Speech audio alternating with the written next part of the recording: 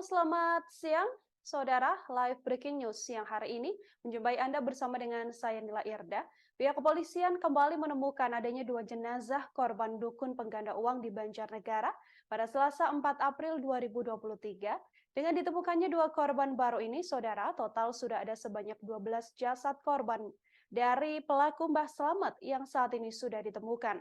Hal tersebut juga telah dibenarkan oleh Kabid Humas Polda Jawa Tengah, Kombes Iqbal Al-Kudusi pada Selasa 4 April sore. Menurutnya jasad tersebut sudah terpendam atau terkubur kurang lebih sekira 6 bulan lalu. Hanya saja kepolisian sampai saat ini masih bekerja untuk menemukan detail semua korban. Lewat tim Disaster Victim Identification atau tim DVI, kasus pembunuhan berantai ini berawal dari ditemukannya jasad seorang pria berinisial PO yang berada di Jalan Setapak menuju hutan Desa Balun, Kecamatan Wanayasa, Banjarnegara pada Minggu 2 April lalu. PO sempat mengirimkan pesan pada sang anak untuk melapor ke aparat kepolisian apabila dirinya tak kunjung pulang ke rumah. Dari laporan anak PO itulah kasus pembunuhan ini akhirnya terungkap. Polres Banjarnegara telah menangkap Slamet Tohari alias Mbah Slamet yang berusia 45 tahun dan seorang asistennya yakni BS yang berusia 32 tahun, warga Komal, Pemalang. Keduanya merupakan komplotan penipu dengan modus penggandaan uang. Mbah Slamet membunuh para korbannya dengan racun. Saat ini keduanya juga telah ditetapkan menjadi tersangka dan ditahan kepolisian. Mbah Slamet sendiri mengaku sudah tak ingat siapa saja identitas para korban yang telah dihabisinya. Untuk itu kepolisian berharap agar keluarga yang merasa kehilangan anggota keluarga agar bisa membuat laporan ke Polres Banjarnegara.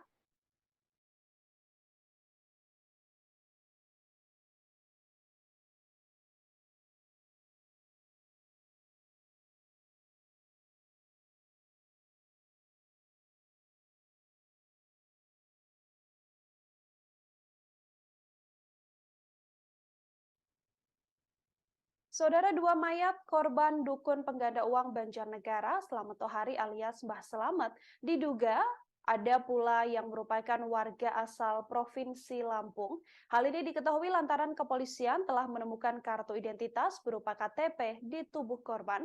Kabid Humas Polda Jawa Tengah, Kombes Iqbal Al-Kudusi mengatakan, dua jasad tersebut yang merupakan warga Lampung adalah Irsat, 44 tahun, asal Kabupaten Pesawaran, Provinsi Lampung.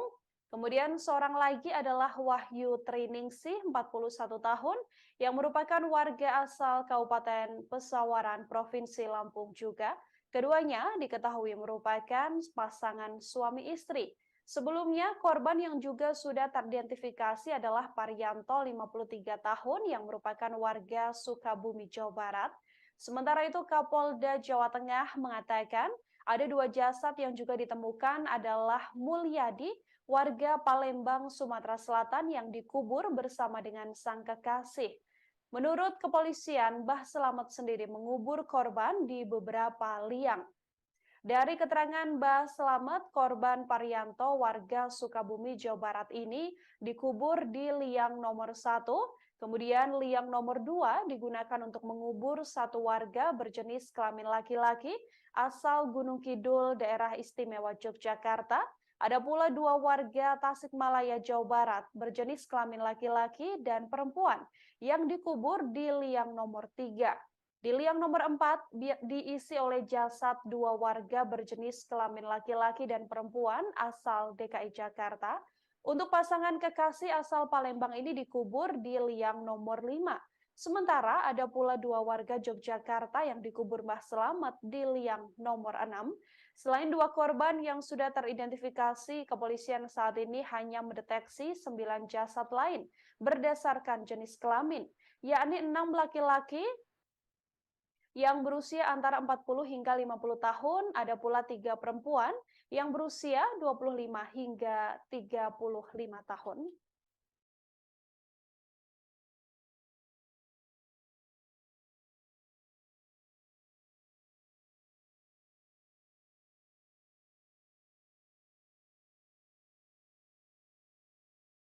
Di sini ada Pak Waka, Kasar Reskrim, ada Kapolsek, semua perwira hadir di sini.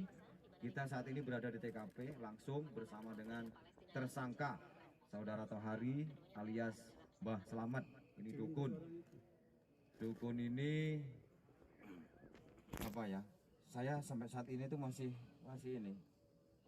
berpikir kok tega-teganya Saudara Selamat ini membunuh tersangka, ya kan, diajak ritual, diambil maharnya, diambil uangnya, ya, kemudian dikasih minum, sedangkan minumannya itu ada isi potasiumnya, sehingga korban meninggal dunia.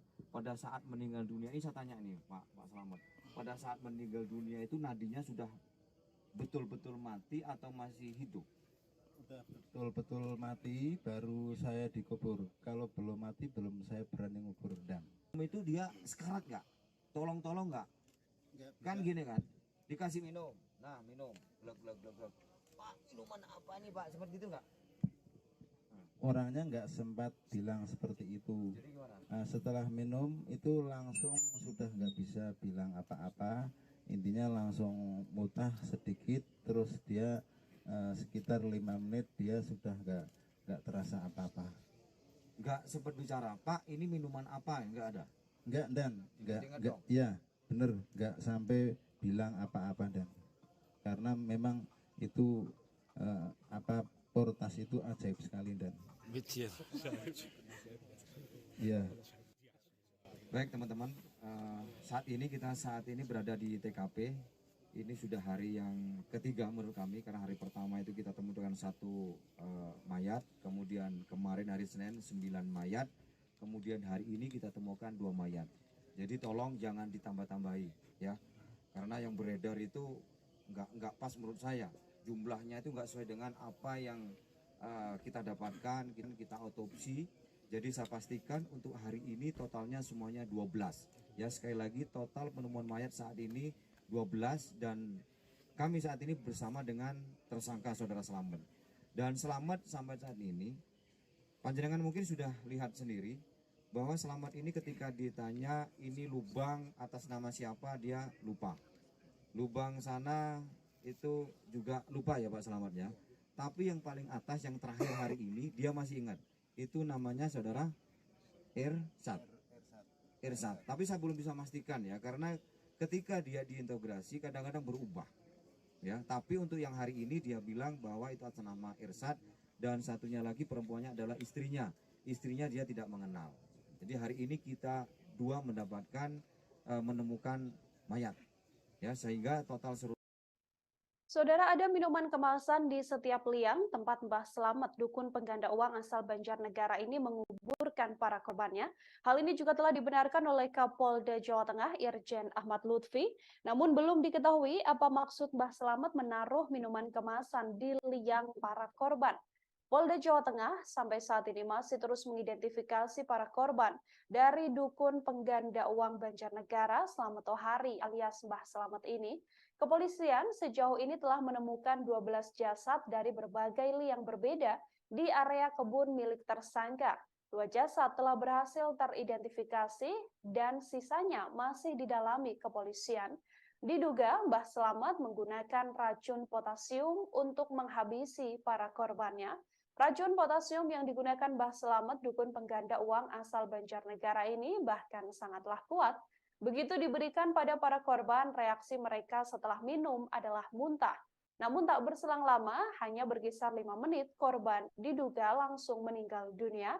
Tersangka Mbah Selamat alias Tohari ini sempat tak langsung mengungkapkan berapa jumlah pasti korban yang telah ia bunuh. Penggalian akhirnya dilakukan dan hal ini bermula dari 1 jasad yang ditemukan sampai akhirnya kepolisian menemukan 9 korban pada Senin 3 April dan 2 mayat lagi pada Selasa 4 April. Kondisi jasad saat diangkat dari liang lahat sedalam kurang lebih 1 meter ini pun berbeda-beda. Ada yang memang masih berbentuk, namun ada pula yang tinggal tulang belulang. Pada saat akan mengubur Selamat, biasanya memastikan nadi dari para korbannya yang memang sudah benar-benar berhenti. Menurut pengakuan Selamat, setelah diberi racun, para korban biasanya langsung muntah dan kemudian tak berdaya hingga dalam waktu 5 menit sudah tidak merasakan apapun. Selamat menuturkan racun potasium yang diberikan pada para korban sangat cepat bereaksi. Dalam prosesi ritual penggandaan uang ini, para korban tak menanyakan ramuan atau minuman itu. Lantaran hal ini dianggap oleh para korban adalah bagian dari ritual yang dijalankan agar bisa menggandakan uang.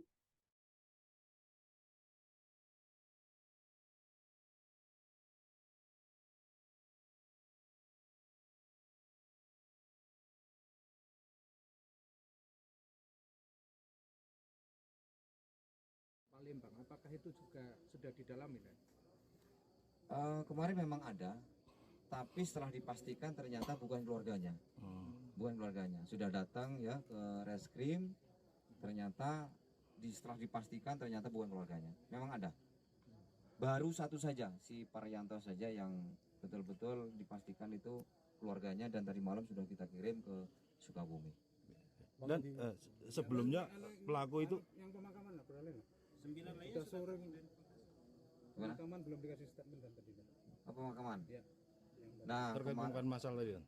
baik, itu kan temuan kemarin 9 mayat kan gitu kan. Sudah dilakukan otopsi tadi malam, dan hari ini karena memang sudah clear semuanya, otopsi sudah kita lakukan. Kalau memang nanti kan itu kan, nantinya masih kita butuhkan lagi, bisa kita bongkar kembali. Makanya saya tanya sama Kasareskrim, apakah ini sudah cukup? Sudah Bang, sudah cukup. Jadi karena sudah cukup untuk proses penyidikan kan gitu kan, kita kubur hari ini, dan nanti apabila di kemudian hari kita masih membutuhkan kembali, kita bongkar kembali. Kemudian untuk yang 2 ini nanti malam kita otopsi. Dan Demikian. satu lagi Dan, untuk pelaku ini sebelumnya udah terlibat kasus tindak kejahatan atau belum Dan? Sama sekali ya. Dia sama sekali tidak melakukan tindak pidana selain pembunuhan. Kemudian untuk pasal penggelapannya jelas otomatis akan dilapis ya Pak Kasareskrim, karena dia mengambil uang daripada korban. Mahar itu ada yang 50, 70, 20 ya Mat ya. Nah itu nanti bisa berlapis nanti pasalnya. Total berapa Pak? Kenapa? Totalnya Nah, berapa? kita tanyakan ya, berapa Mat? Ada yang 50, ada yang 40 dan Totalnya berapa? Sejak tahun 2020 sudah berapa banyak Pak kira-kira? Ada ratusan juta atau berapa? Duit yang kamu terima berapa? Sudah semua? totalnya Iya. ya udah dipakai terusin dan Udah banyak lah bro. Ya. Saudara, sejauh ini ada setidaknya 12 korban yang sudah ditemukan oleh pihak kepolisian dalam kasus dukun ganda uang yang terjadi di Banjarnegara yang diduga dilakukan atau didalangi oleh Mbah Selamet. Kita akan langsung menuju ke wartawan lapangan kami, saudara, dari Tribun Banyumas yang akan memberikan informasi lebih lengkapnya terkait update terkini soal korban dan juga identitas para korban hasil penyelidikan yang dilakukan oleh pihak kepolisian. Sudah tersambung di sebelah sana ada Jati, wartawan Tribun Banyumas. Halo, selamat siang Jati. Selamat siang Nila. Baik, Jati bisa diinformasikan untuk update terkini. Benarkah memang ada 12 korban dari aksi Mbah Selamet ini yang sudah berhasil ditemukan oleh pihak kepolisian? Ya, baik. Dapat saya informasikan bahwa update terbaru terkait dengan evakuasi jenazah yang sudah ditemukan korban dari pembunuhan Mbah Slamet, seorang dukun pengganda uang di Kabupaten Banjarnegara ini memang benar ada 12 orang atau 12 jenazah yang sudah dievakuasi. Adapun 12 orang tersebut, dari 12 jenazah yang sudah dievakuasi, ada 3 orang yang sudah dapat diidentifikasi. Satu korban atas nama Paryanto sudah ditemukan pertama kali sebelumnya, yang merupakan warga Sukabumi, Jawa Barat, dan jenazahnya pun juga sudah dibawa ke pihak keluarga di daerah asal. Kemudian 2 jenazah yang dapat diidentifikasi terbaru dan diduga kuat sudah dapat dipastikan, itu adalah atas nama Irsyad dan istrinya yaitu Wahyu Triningsih, warga Lampung. Untuk 2 orang itu, identitas kedua korban terbaru itu adalah berdasarkan dari pengakuan tersangka atau Mbah Slamet yang pada hari Selasa kemarin itu sempat dihadirkan kembali di TKP untuk memastikan bahwa tiap lubang atau lokasi tempat dia menguburkan ini sebenarnya identitasnya siapa saja, dan ada terucap nama Irsyad dan juga istrinya yang merupakan warga Lampung seperti itu, merupakan korban identitas korban yang dapat diungkap begitu. Menanggapi hal itu, kemudian Kapolres juga sudah menerima identitas dari keluarga pendukung seperti foto untuk memastikan kelengkapan data lainnya, yaitu data antemortem untuk dicocokkan dengan data postmortem seperti itu. Nila. Ya, baik. Anda pada saat itu ikut dalam proses evakuasi yang dilakukan oleh pihak kepolisian. Bisa digambarkan, Jati, apakah memang sepenuhnya para korban yang ditemukan ini masih dalam keadaan utuh atau hanya tinggal tulang-tulang saja atau seperti apa? Ya, memang untuk para korban sendiri dari 12 jenazah yang ditemukan ini kondisinya memang beragam. Untuk korban yang memang baru ditemukan itu korban pertama, kemudian korban kedua dan ketiga memang kondisinya itu tidak utuh, namun masih dalam bentuk jenazah atau mayat begitu. Namun untuk mayat-mayat yang lain, kemudian ketika ditemukan itu kondisinya sangat mengenaskan, hanya tinggal ditemukan tulang belulangnya saja, kemudian ada yang ditemukan tengkoraknya saja, kemudian bermacam-macam kondisinya, sehingga hal itu otomatis menyulitkan dari tim kepolisian dan forensik untuk mengidentifikasi jenazah. Namun dari semua jenazah yang ditemukan itu, di tiap lubang-lubang jenazah itu ditemukan semacam botol yang merupakan racun dan barang-barang lainnya yang milik korban, entah itu pakaian, kemudian sandal, gitu. Namun hal itu juga tidak bisa menentukan identitas dari jenazah karena memang kondisinya yang sudah rusak dan tidak utuh gitu. Hanya beberapa jenazah saja yang kemarin teridentifikasi dan dapat ditentukan bahwa ini adalah jenazahnya ini, gitu, seperti itu. Mhm. Oke, di TKP sendiri, Jati, ini kan memang TKP atau lokasi yang digunakan oleh Mbah Slamet untuk mengubur para korbannya, kan tampak seperti kawasan hutan begitu ya. Seberapa Mhm. jauh sebenarnya lokasi atau TKP penguburan ini dengan pemukiman milik warga atau rumah dari Mbah Slamet sendiri? Ya, baik. Jadi, untuk jaraknya sendiri dengan TKP sendiri ini memang cukup jauh, sekitaran 2 kilometer kalau misalkan berjalan kaki. Karena memang ritual yang dilakukan oleh si Mbah Slamet ini memang kan cukup jauh dari lokasi rumahnya, kemudian ke TKP-nya, TKP pembunuhan ini memang sekitaran 2 kilometeran lah. Namun memang di lokasi pembunuhnya sendiri itu berada di lokasi ketinggian ya, semacam lahan atau ladang yang dimiliki oleh tersangka dengan posisi kemiringan sekitaran uh, ya tidak terlalu terjal, cuma memang di situ adalah perkebunan milik warga, sehingga di bagian kanan kirinya itu adalah perkebunan kubis, kemudian di tempat atau pembantaiannya sendiri itu adalah ladang singkong milik dari tersangka yang ditanami tanaman-tanaman lain di situ. Sehingga ketika warga melintas di situ pun tidak ada yang mengira bahwa itu adalah tempat untuk pembantaian para korbannya. Ketika mencoba untuk menuju ke lokasi pembunuhan, warga di sekitar situ pun kemarin kita sempat ke sana bahwa ada jalan setapak kecil ya gitu yang biasa dilalui oleh para petani untuk berlalu lalang untuk bercocok tanam di sana itu. Namun memang kondisinya atau TKP-nya itu cukup jauh dari rumah tersangka itu sendiri. Dan biasanya si tersangka mengajak para korbannya ini menggunakan kendaraan pribadinya menuju ke TKP itu. Seperti itu. Ya, dari pengembangan pihak kepolisian, Jati, kemudian dari yang dilakukan begitu ya oleh pelaku ini sendiri, apakah memang seorang diri pelaku melakukan aksinya dimulai dari ritual, kemudian meracuni korban sampai dengan menguburnya, atau seperti apa informasinya? Ya, memang banyak sekali yang bertanya-tanya gitu. Apakah benar si tersangka ini melakukannya sendirian? Mengingat banyaknya korban, kemudian ketika menggali lubang itu apakah dia sendiri? Itu banyak sekali pertanyaan yang muncul gitu. Mengapa bisa dengan dia seorang diri itu bisa melakukan pembunuhan dengan korban sebanyak itu? Namun memang berdasarkan keterangan dari tersangka, dia memang benar-benar melakukannya sendiri sementara ya keterangan dari tersangka kemudian pernyataan resmi dari kepolisian bahwa ketika mengajak para korbannya ini memang dalam kondisi keadaan sadar, dia mengajak para korbannya itu menuju ke tempat yang dinamakan sebagai tempat ritual, yaitu tempat pembantaian itu sendiri. Di sana kemudian berangkat sekitar pukul 6 sore lah ya. Kemudian sampai di lokasi dia semacam memberikan wajangan-wajangan, ngobrol-ngobrol, hingga akhirnya ada satu momen di situ dia memberikan suatu ramuan yang dikatakan ramuan, namun aslinya itu adalah racun yang diberikan kepada para korbannya. Nah, ketika korbannya sudah lemas, mati lemas gitu karena sudah menenggak racun potas yang sudah diberikan si tersangka, barulah tersangka menggali lubang untuk tempat penguburan jenazah dari para korban itu.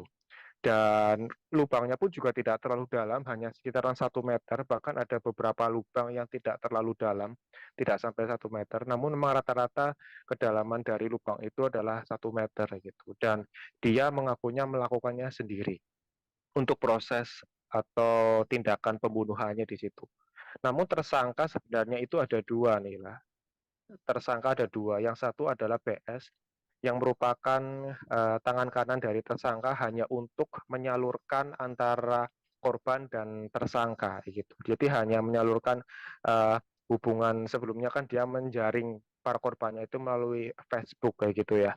Nah, si BS ini hanya menyalurkan dengan si tersangka untuk diberikan semacam pengaruh-pengaruh kayak gitu bahwa dia adalah dukun yang bisa menggandakan uang kayak gitu. Namun si BS ini atau tangan kanan dari tersangka juga tidak tahu bahwa ternyata Mbah Slamet ini melakukan pembunuhan kayak gitu.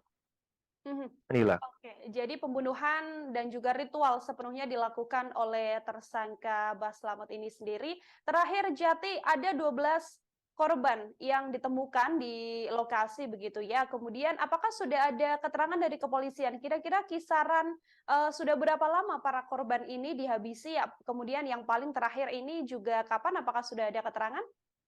Ya, dari identifikasi yang terbaru, memang perbuatannya dilakukan oleh tersangka Mbah Slamet ini dilakukan sejak tahun 2020.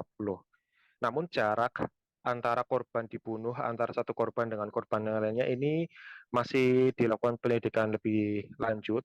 Berapa jarak antar jenazah itu, antar korban dibunuh gitu. Namun memang jenazah terakhir yang ditemukan itu kisarannya 10 hari terakhir kemarin.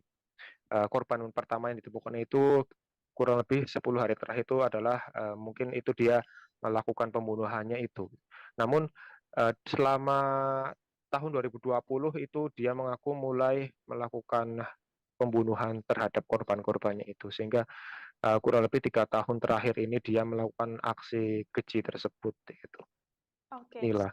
ya, terima kasih banyak Jati, wartawan Tribun Banyumas, saudara melaporkan langsung terkait kasus pembunuhan yang dilakukan oleh seorang dukun ganda uang. Jati, selamat bertugas kembali. Terima kasih atas informasi Anda.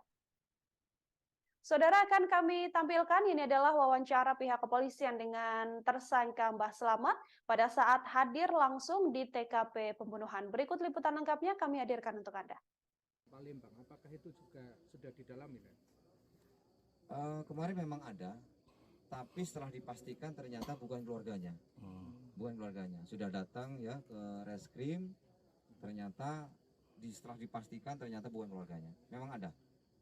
Baru satu saja, si Paryanto saja yang betul-betul dipastikan itu keluarganya, dan tadi malam sudah kita kirim ke Sukabumi.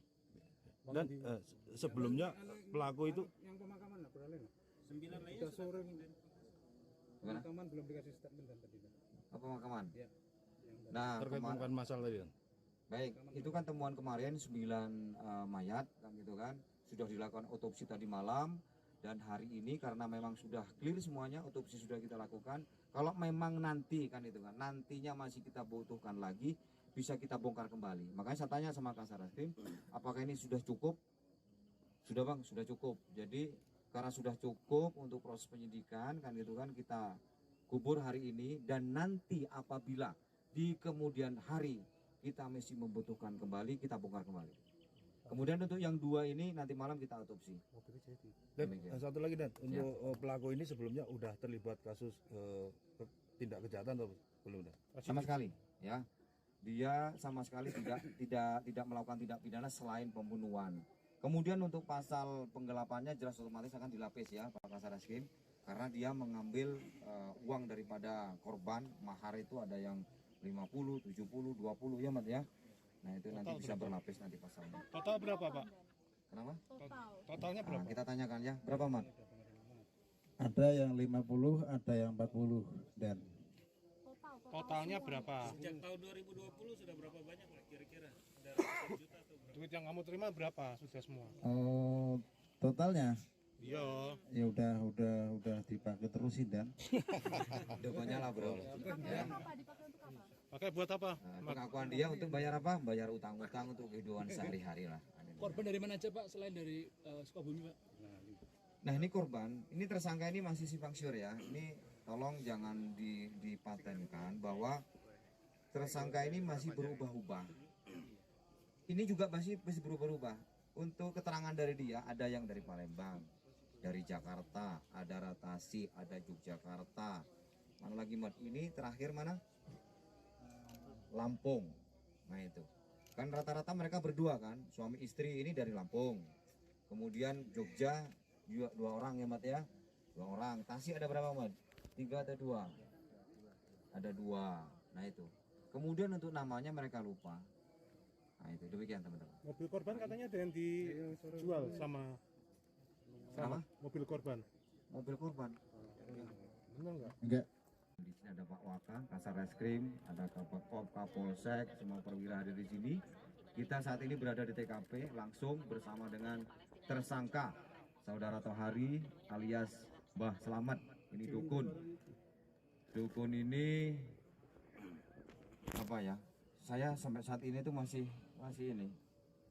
berpikir kok tega-teganya Saudara Selamat ini membunuh tersangka. Ya kan, diajak ritual, diambil maharnya, diambil uangnya, ya kemudian dikasih minum, sedangkan minumannya itu ada isi potasiumnya sehingga korban meninggal dunia. Pada saat meninggal dunia ini saya tanya nih Pak Selamat, pada saat meninggal dunia itu nadinya sudah betul-betul mati atau masih hidup? Udah betul-betul mati baru saya dikubur. Kalau belum mati belum saya berani ngubur dan. Itu dia sekarat nggak? Tolong nggak?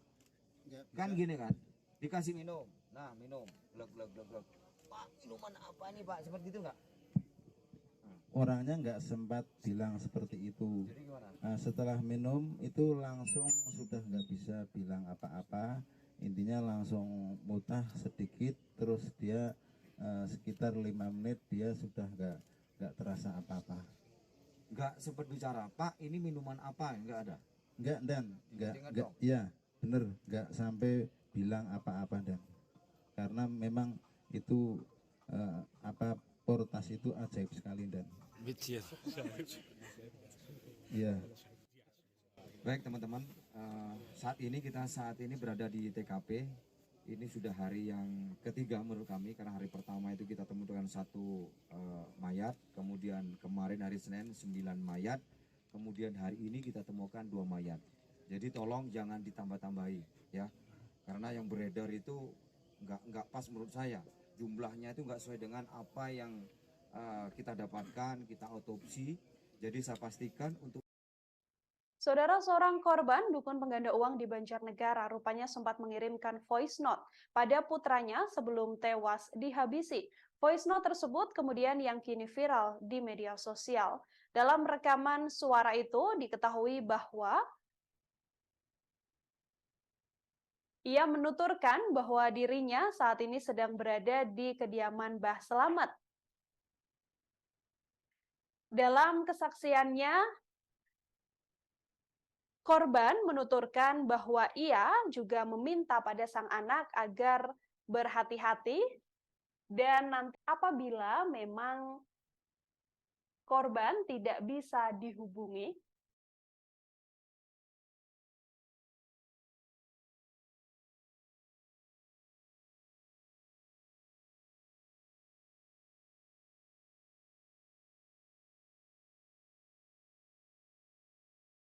hari ini totalnya semuanya 12.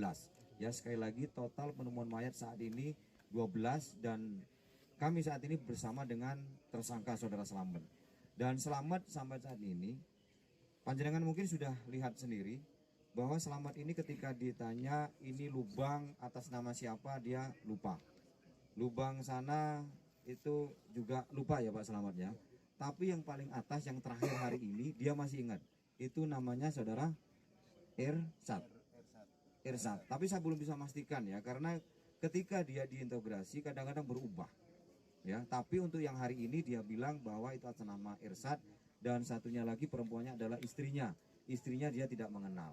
Jadi hari ini kita dua mendapatkan menemukan mayat. Ya, sehingga total seluruhnya adalah 12.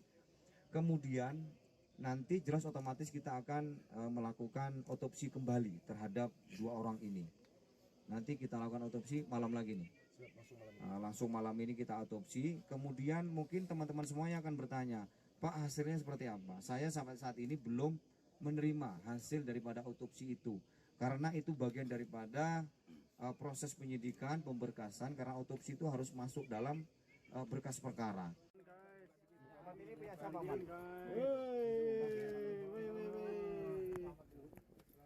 Bah, selamat, Bah. Bah, garis seket ya, Bah.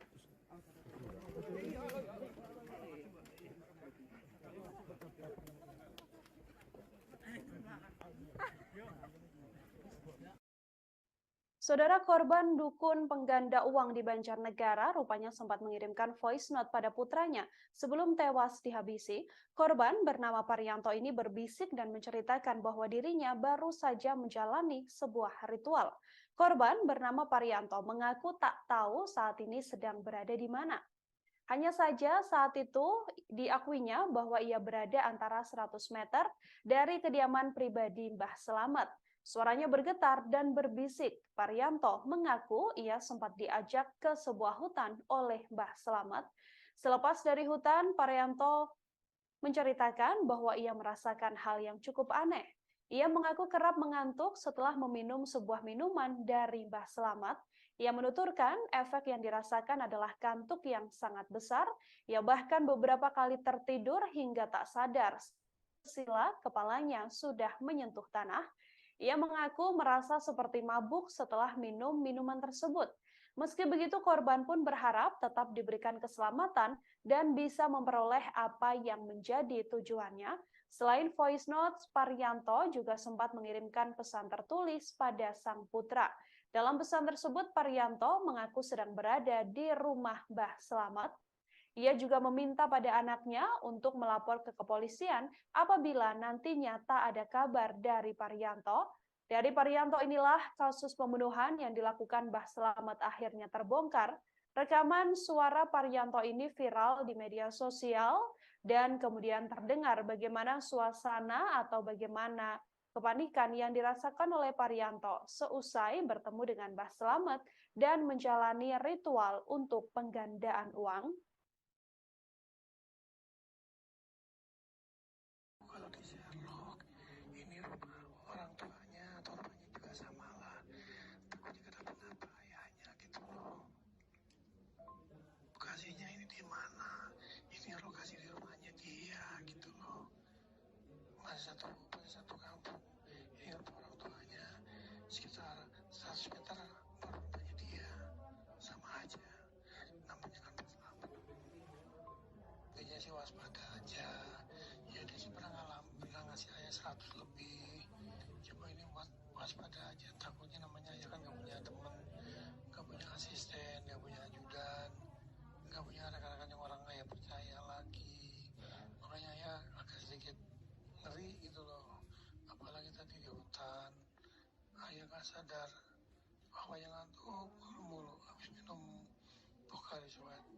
Tidur lagi sampai ayah lagi bersila nih sambil nunggu. Kepalanya langsung tidur di bawah. Kan aneh. Dia ngomong dia kayak orang mabuk. Dia juga kayak ngomong sendiri kayak orang gila. Ya udah ya. Irsyad 44 tahun dan juga sang istri Wahyu Triningsih 41 tahun, warga desa Tanjung Rejo, Kecamatan Negeri Katon, Kabupaten Pesawaran, Lampung, menjadi salah satu korban pembunuhan yang dilakukan dukun pengganda uang di Banjarnegara. Mbah Slamet alias Tohari, anak kandung korban, mengaku pernah mendengar komunikasi orang tuanya dengan Mbah Slamet. Menurut sang anak yang tak mau disebutkan namanya ini, melalui sambungan telepon, Mbah Slamet sempat meminta sang ibu untuk datang ke sebuah alamat. Kala itu, sang ibu sempat menolak dan enggan menerima permintaan tersebut. Namun entah atas alasan apa, kemudian sang ibu pun bersedia mendatangi alamat yang telah diberikan Mbah Slamet. Dalam kesaksiannya, sang ibu menuturkan nantinya sepulangnya bertemu dengan Mbah Slamet, ia akan diantarkan oleh macan putih. Karena komunikasi tersebut tidaklah masuk akal, maka ia pun tak mempercayainya. Sejak kepergian sang ibu yang pamit pergi bekerja, komunikasi mereka pun akhirnya terputus. Ia kemudian mendapatkan kabar buruk bahwa ayah dan ibunya sudah menjadi korban pembunuhan dari dukun ganda uang. Kabar tersebut ia dapatkan dari kerabatnya yang tinggal di Solo, Jawa Tengah. Di kampungnya sendiri, Irsyad dan sang istri dikenal sebagai perajin tapis. Pada tahun 2021, mereka pamit bekerja ke Jawa untuk mengajar membuat bordir. Sementara itu, Ngalimun, ayah kandung korban Wahyu Triningsih, meminta sang anak dan menantunya dimakamkan di TPU Desa Tanjung Rejo, Pesawaran, Lampung. Ngalimun menuturkan dirinya bersama keluarga besarnya juga akan mempersiapkan kepulangan jenazah korban jika nantinya proses otopsi sudah selesai. Ngalimun mengatakan almarhum Irsyad dan istrinya merupakan sosok yang baik dan juga ramah. Ia pun menyebut keduanya di keluarga adalah sosok yang tak pernah neko-neko, sehingga kematian keduanya menjadi pukulan telak bagi dirinya serta kedua orang tua. Saat mengetahui sang anak dikabarkan meninggal dunia secara tragis, Ngalimun geram dan meminta pihak kepolisian bisa mengungkap kasus ini secara terang benderang.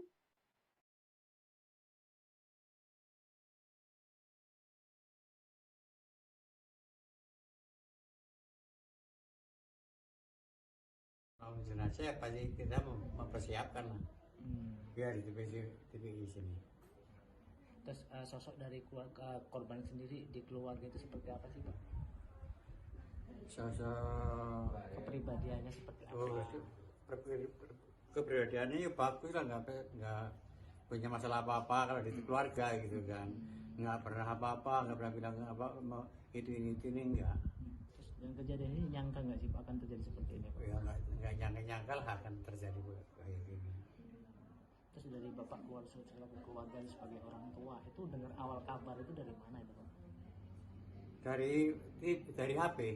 Dari TV. Iya, dari HP.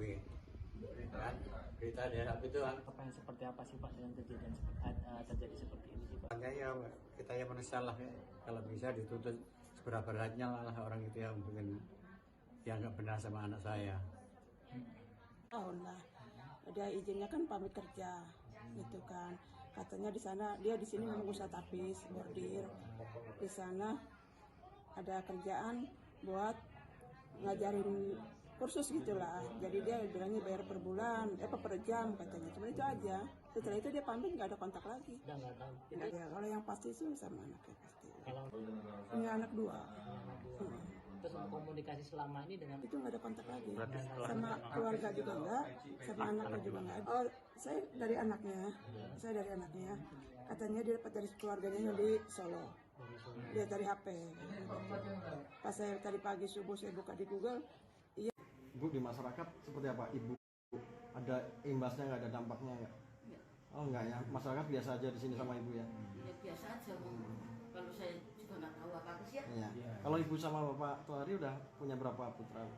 2 putra. Putra putri. Yang satu perempuan udah 24, udah nikah. Yang satunya 14 tahun. Laki-laki ya? Bu, ini kan ada rumah sini sama bangunan depan ini Bu. Katanya Bapak sering menerima tamu juga di situ. Iya. Istri dari dukun pengganda uang atau Mbah Selamet ini sendiri menuturkan, saudara, bahwa dirinya kerap kali melihat sang suami melakukan ritual di kamar depan di kediamannya. Keduanya sudah bersama kurang lebih 25 tahun dan selama 25 tahun itulah Seneh menuturkan bahwa dirinya tak pernah mengetahui bahwa sang suami telah melakukan aksi keji pembunuhan hingga melakukan penipuan dengan modus ganda uang. Seneh, istri dukun pengganda uang di Banjarnegara, Tohari alias Mbah Selamet ini pun mengaku terkejut saat kepolisian menangkap sang suami. Namun ia akhirnya pasrah karena mengaku tak tahu aktivitas sang suami selama ini. Bahkan ia mengaku tak mengetahui jika Tohari telah membuka praktek dukun pengganda uang.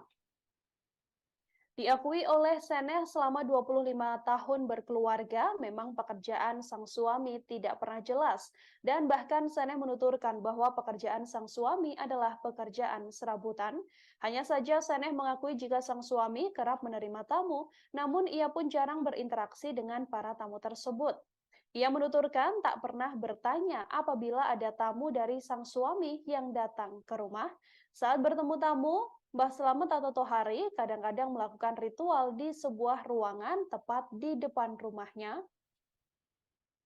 Ia menuturkan bahwa tamu tersebut juga tak pernah menginap dan biasanya melakukan ritual hanya sebentar dan kemudian kembali mengobrol di ruang tamu di rumah utama dari Mbah Selamet. Menurut Seneh, Tohari atau Mbah Selamet sendiri sudah 1 tahun tidak tinggal di rumah seusai bertemu seseorang asal Pagentan. Awal puasa lalu, Tohari sempat pulang namun hanya sebentar dan kemudian pergi lagi. Ia mengaku tak pernah menaruh curiga pada aktivitas sang suami. Ia hanya saja langsung kaget ketika mengetahui kepolisian langsung menyeret sang suami ke kebun yang biasanya ditanami kobis dan juga sayur-sayuran ini. Meski mengaku sudah 1 tahun lamanya tak tinggal bersama, namun Seneh menuturkan bahwa Tohari masih kerap kali menafkahinya. Ia pun tak pernah bertanya uang dari mana yang didapatkan sang suami selama tidak tinggal bersama dengan dirinya. Seneh mengaku tak terpengaruh dengan kasus yang menjerat sang suami, apalagi masyarakat di lingkungannya juga tidak berubah sikap. Dari pernikahan dengan Mbah Selamet ini, Seneh telah dikaruniai 2 orang anak. 2 orang anak tersebut yang satu memang sudah menikah dan sudah tak tinggal bersama dengan keduanya. Kasus yang melibatkan Mbah Selamet alias Tohari ini sendiri sempat menggegerkan warga Desa Balun, Kecamatan Wonoyoso, Kabupaten Banjarnegara. Pasalnya, penangkapan tersebut disertai penemuan 12 jenazah di perkebunan milik Tohari alias Mbah Selamet ini sendiri. Kediaman Tohari atau Mbah Selamet juga tergolong merupakan rumah yang cukup mewah dengan 2 lantai dan juga memiliki 4 pilar berbahan marmer. Bu, di masyarakat seperti apa? Ibu ada imbasnya nggak, ada dampaknya nggak? Oh enggak ya, masyarakat biasa aja di sini sama ibu ya? Ya biasa aja, kalau saya juga nggak tahu apa-apa sih ya. Iya. Kalau ibu sama bapak Tohari udah punya berapa putra? 2 putra. Putra putri. Yang satu perempuan udah 24, udah nikah. Yang satunya 14 tahun. Laki-laki ya? SD. Bu, ini kan ada rumah sini sama bangunan depan ini Bu. Katanya Bapak sering menerima tamu juga di situ. Iya. Itu ruangan. Ruangan nggak tahu, katanya sih Ridval itu kan saya juga kurang tahu ya. Kalau udah ngobrol di sini kan dibawa ke rumah situ tamunya. Udah keluar dari situ ya ke sini lagi ngobrol lagi, ngopi lagi gitu. Tamunya kan kalau udah ngobrol sudah selesai, tamunya ya juga itu pamit sama saya, Bu, saya mau pulang dulu. Oh iya ya, terima kasih, hati-hati Bang. Saya kan gitu Bang, udah. Itu tamu-tamunya biasanya nginep atau gimana kalau enggak? Enggak nginep. Enggak pernah nginep. Ya kadang ada yang 1 jam, ada yang 2 jam kan gitu. Di ruangan itu ada apa aja sih Bu? Ibu pernah masuk? Kosong. Kosong. Jadi kalau yang di situ Bu, di ruangan situ itu ramah nggak Bu?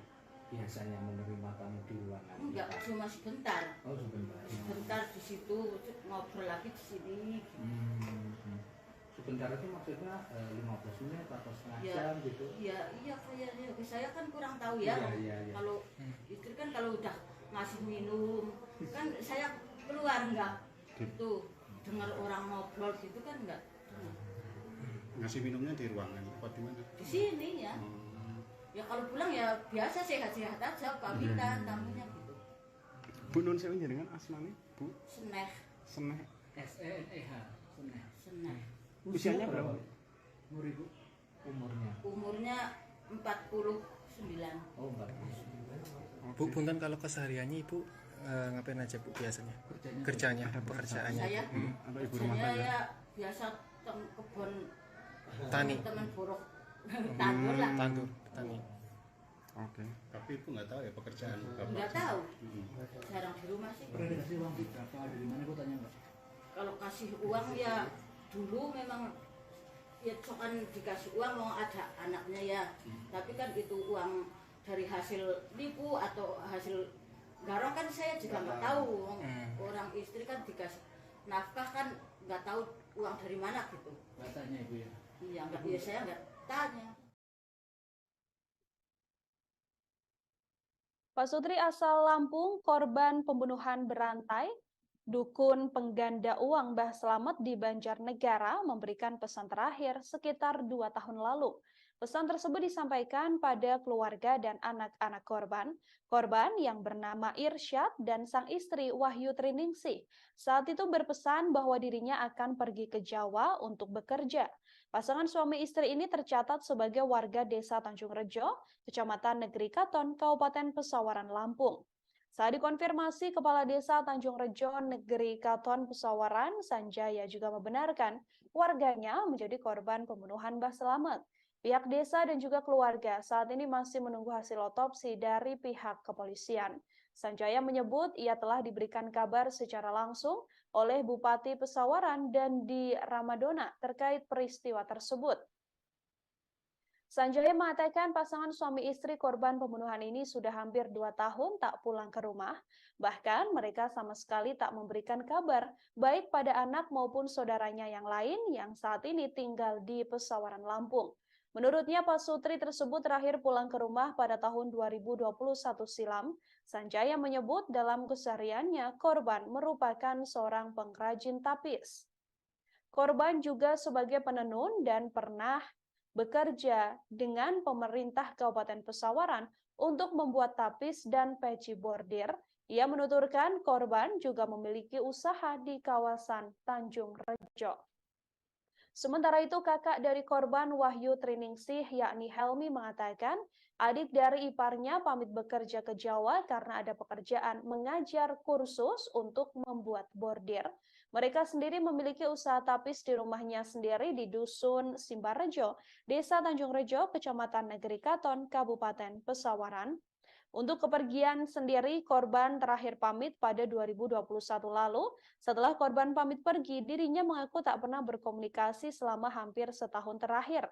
Bahkan, kedua korban juga tak pernah memberikan kabar pada kedua anaknya yang saat ini berada di rumah.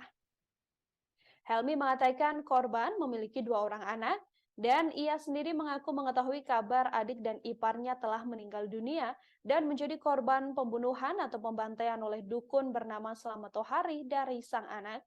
Anak korban mengaku bahwa mendapatkan informasi tersebut dari sanak saudaranya yang ada di Solo. Irsyad dan juga Wahyu Triningsih ini menjadi 2 dari total 12 jasad yang ditemukan terkubur di kebun milik Mbah Slamet. Sementara 8 orang lainnya tampak berjenis kelamin laki-laki dan perempuan, namun sampai saat ini identitasnya masih belum diketahui. Kalau jenazah pasti kita mempersiapkan lah, biar di TPI sini. Terus sosok dari keluarga korban sendiri di keluarga itu seperti apa sih Pak? Sosok kepribadiannya seperti apa?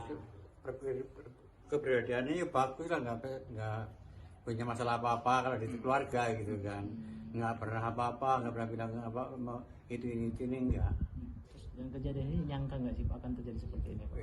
Ya nggak nyangka lah akan terjadi kayak gini. Terus dari Bapak selaku keluarga sebagai orang tua itu dengar awal kabar itu dari mana itu Pak? Dari HP. Dari TV. Iya, dari HP. Kan berita dari HP itu kan. Apa yang seperti apa sih Pak dengan kejadian terjadi seperti ini sih Pak? Harapannya ya kita ya manusia lah ya. Kalau bisa dituntut seberat-beratnya lah orang itu yang mungkin yang nggak benar sama anak saya. Tahun lah, dia izinnya kan pamit kerja, gitu kan.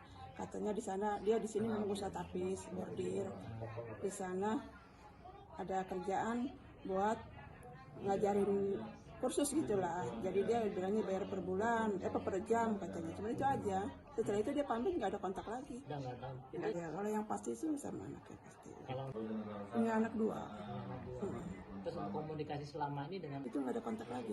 Sama keluarga juga enggak, sama anaknya juga enggak. Oh, saya dari anaknya.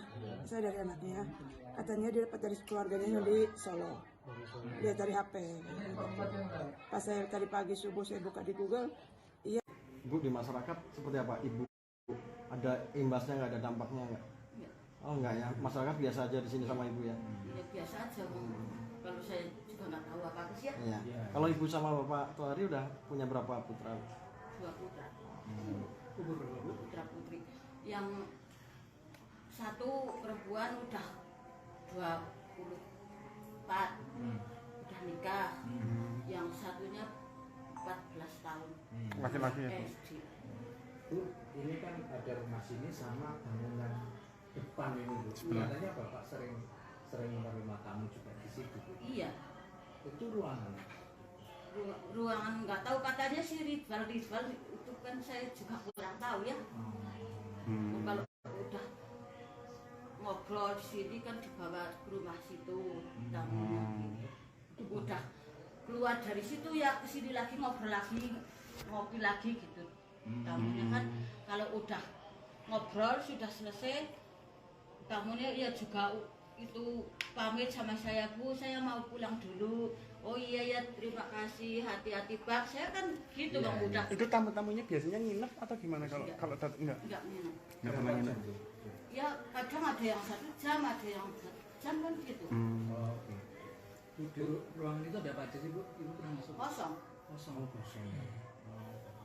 Jadi kalau yang di situ Bu, di ruangan situ itu lama enggak Bu?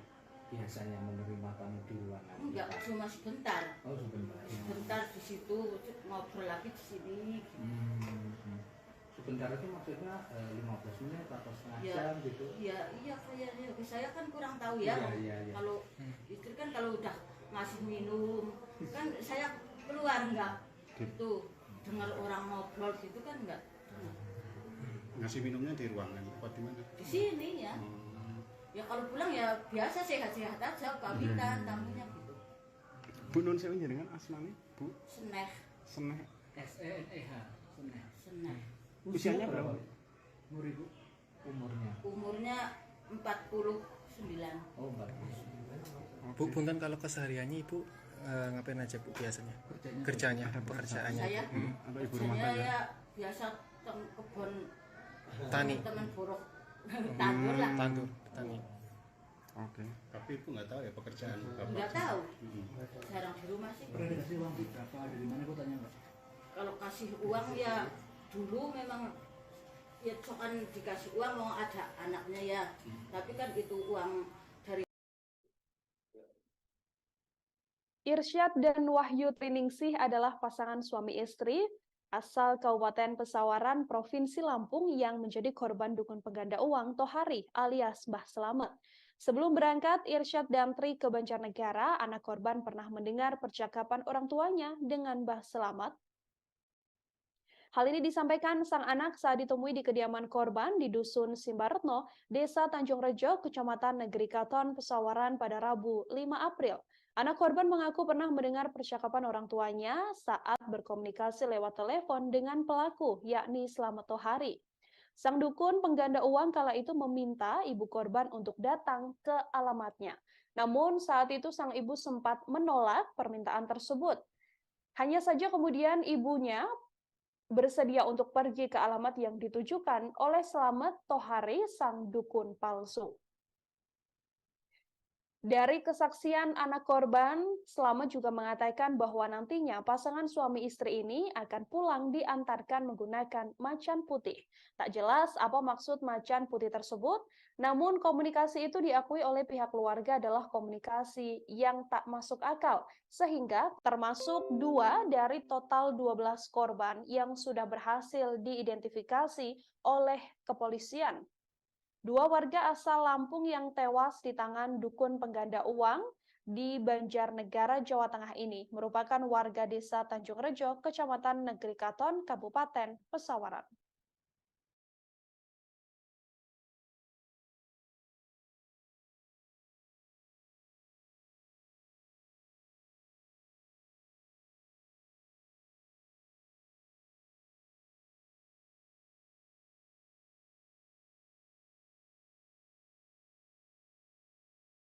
Palembang, apakah itu juga sudah didalami kan? Kemarin memang ada, tapi setelah dipastikan ternyata bukan keluarganya, bukan keluarganya. Sudah datang ya ke reskrim, ternyata setelah dipastikan ternyata bukan keluarganya. Memang ada. Baru satu saja, si Paryanto saja yang betul-betul dipastikan itu keluarganya dan tadi malam sudah kita kirim ke Sukabumi. Dan sebelumnya pelaku itu yang pemakaman lah beralih. 9 lainnya Sudah sore Gimana? pemakaman belum dikasih statement kan tadi. Apa pemakaman? Ya. Nah, terkait bukan masalah itu. Baik, itu kan temuan kemarin 9 mayat kan gitu kan. Sudah dilakukan otopsi tadi malam dan hari ini karena memang sudah clear semuanya, otopsi sudah kita lakukan. Kalau memang nanti kan itu kan, nantinya masih kita butuhkan lagi, bisa kita bongkar kembali. Makanya saya tanya sama Kasareskrim, apakah ini sudah cukup? Sudah Bang, sudah cukup. Jadi karena sudah cukup untuk proses penyidikan kan gitu kan, kita kubur hari ini dan nanti apabila di kemudian hari kita masih membutuhkan kembali, kita bongkar kembali. Kemudian untuk yang 2 ini nanti malam kita otopsi. Dan satu lagi Dan, untuk pelaku ini sebelumnya udah terlibat kasus tindak kejahatan atau belum Dan? Sama sekali ya. Dia sama sekali tidak melakukan tindak pidana selain pembunuhan. Kemudian untuk pasal penggelapannya jelas otomatis akan dilapis ya Pak Kasareskrim, karena dia mengambil uang daripada korban, mahar itu ada yang 50, 70, 20 ya Mat ya. Nah itu nanti bisa berlapis nanti pasalnya. Total berapa Pak? Kenapa? Totalnya berapa? Nah, kita tanyakan ya, berapa Mat? Ada yang 50, ada yang 40 dan Totalnya berapa? Sejak tahun 2020 sudah berapa banyak Pak kira-kira? Ada ratusan juta atau berapa? Duit yang kamu terima berapa sudah semua? oh totalnya Iya. ya udah dipakai terusin Dan. Udah banyak lah bro. Ya. Pakai buat apa? Pengakuan dia untuk bayar apa? Bayar utang-utang untuk kehidupan sehari-hari lah. Korban dari mana aja Pak selain dari Sukabumi Pak? Nah ini korban, ini tersangka ini masih simpang siur ya. Ini tolong jangan dipatenkan bahwa Demikian live breaking news kali ini, saudara. Nantikan informasi terbaru lainnya hanya di channel YouTube Tribun News. Saya Nila Irda beserta kru yang bertugas pamit undur diri. Terima kasih dan sampai jumpa. Terima kasih sudah nonton. Jangan lupa like, subscribe, dan share ya.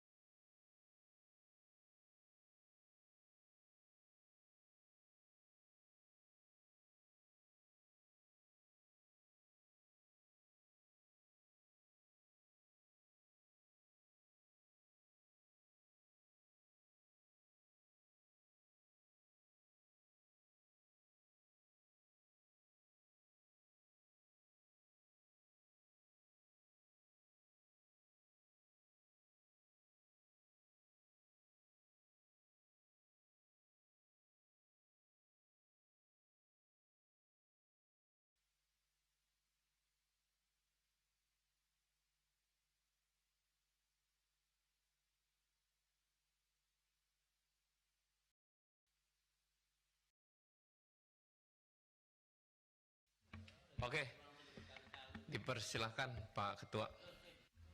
Terima kasih. Assalamualaikum warahmatullahi wabarakatuh. Saya ingin menyampaikan terima kasih yang sebesar-besarnya kepada Komisi 3 yang setelah menunda pertemuan 2 kali baru sore hari ini kita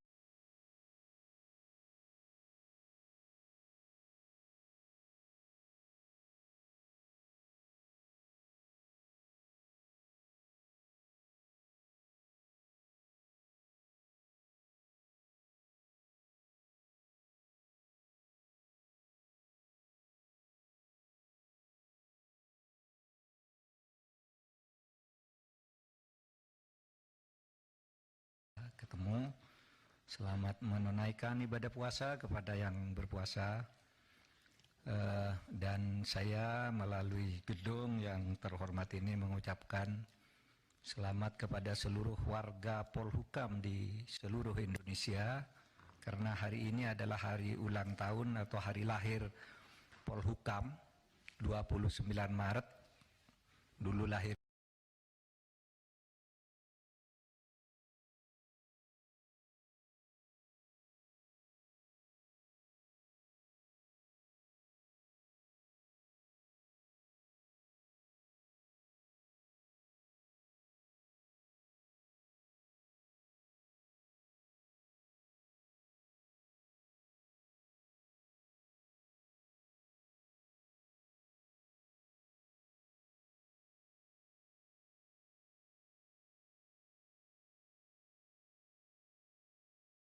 tahun 98 ketika Presiden mengangkat Profesor Jenderal Panggabean sebagai Polhukam.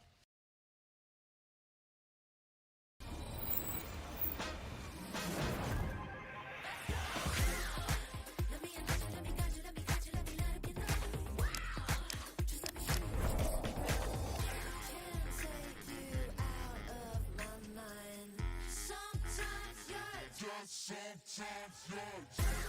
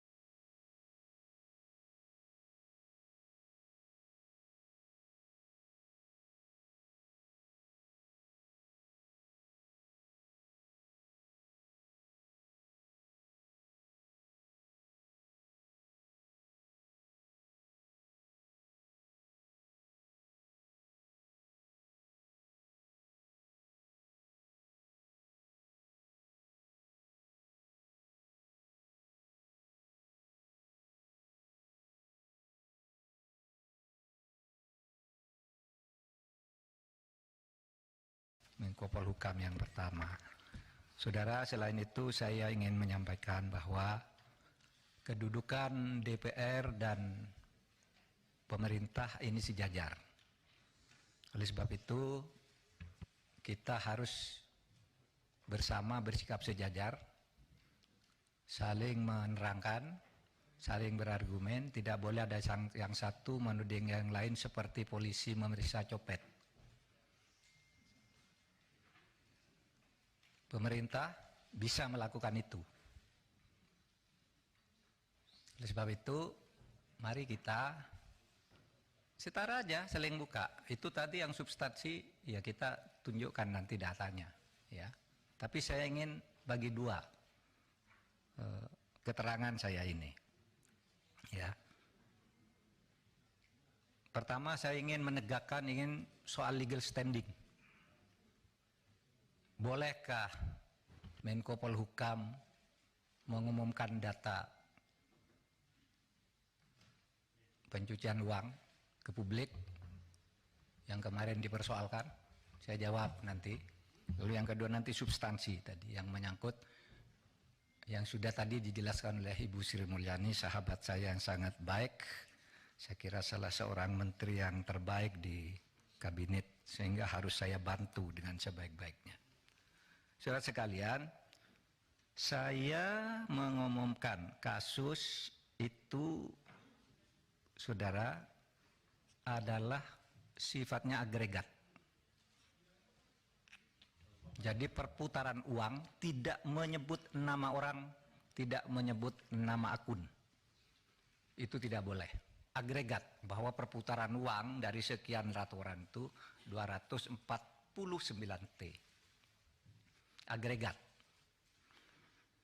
Ya. Saudara, yang disebut namanya hanya yang sudah menjadi kasus hukum. Seperti Rafael, Angin Prayitno, dan mungkin ada nama yang memang sudah menjadi kasus hukum, tetapi kasus hukum pidananya, kasus pencucian uangnya, saya tidak mau diinterupsi lah. Interupsi itu urusan Anda. Masa orang ngomong diinterupsi? Nantilah Pak. Saya kan tadi sudah bilang, pakai interupsi tidak selesai-selesai kita ini. Lalu nanti saya yang interupsi dituding-tuding lagi. Saya tidak mau. Artinya kalau begitu, misalnya saya membantah lalu di sini ada berteriak, keluar, saya keluar. Saya punya forum. Saya setiap kesini dikeroyok, belum ngomong sudah diinterupsi, belum ngomong interupsi. Waktu kasus itu juga, waktu kasus Sambo, belum ngomong sudah diinterupsi, dituding-tuding, suruh bubarkan. Jangan begitu dong. Mati ya mic-nya. Pak Mahfud, kita teruskan aja dulu yang interupsi biar nanti. Oh oke, nanti ntar dibenerin. Lah tapi bisa dong. Tapi sebelah sini hidup mic-nya ini. Lah. Silakan Bapak. Amis Bakum kemarin Kalau mic-nya mati gimana saya ngomong? Ini hidup Pak Mahfud. Jangan-jangan disabotase ini. Enggak, kalau mau buka-bukaan ayolah. Di sini ada yang bisa dibuka, ada yang agregat nggak bisa nyebut nama. Kalau menyebut nama jangan-jangan ada orang yang di sini juga. Di ruangan sana jangan-jangan orang yang ada nama sini. Tapi kalau mau buka-bukaan ayo. Lah, nah ini kedengaran enggak? Kedengaran. Kedengaran sana.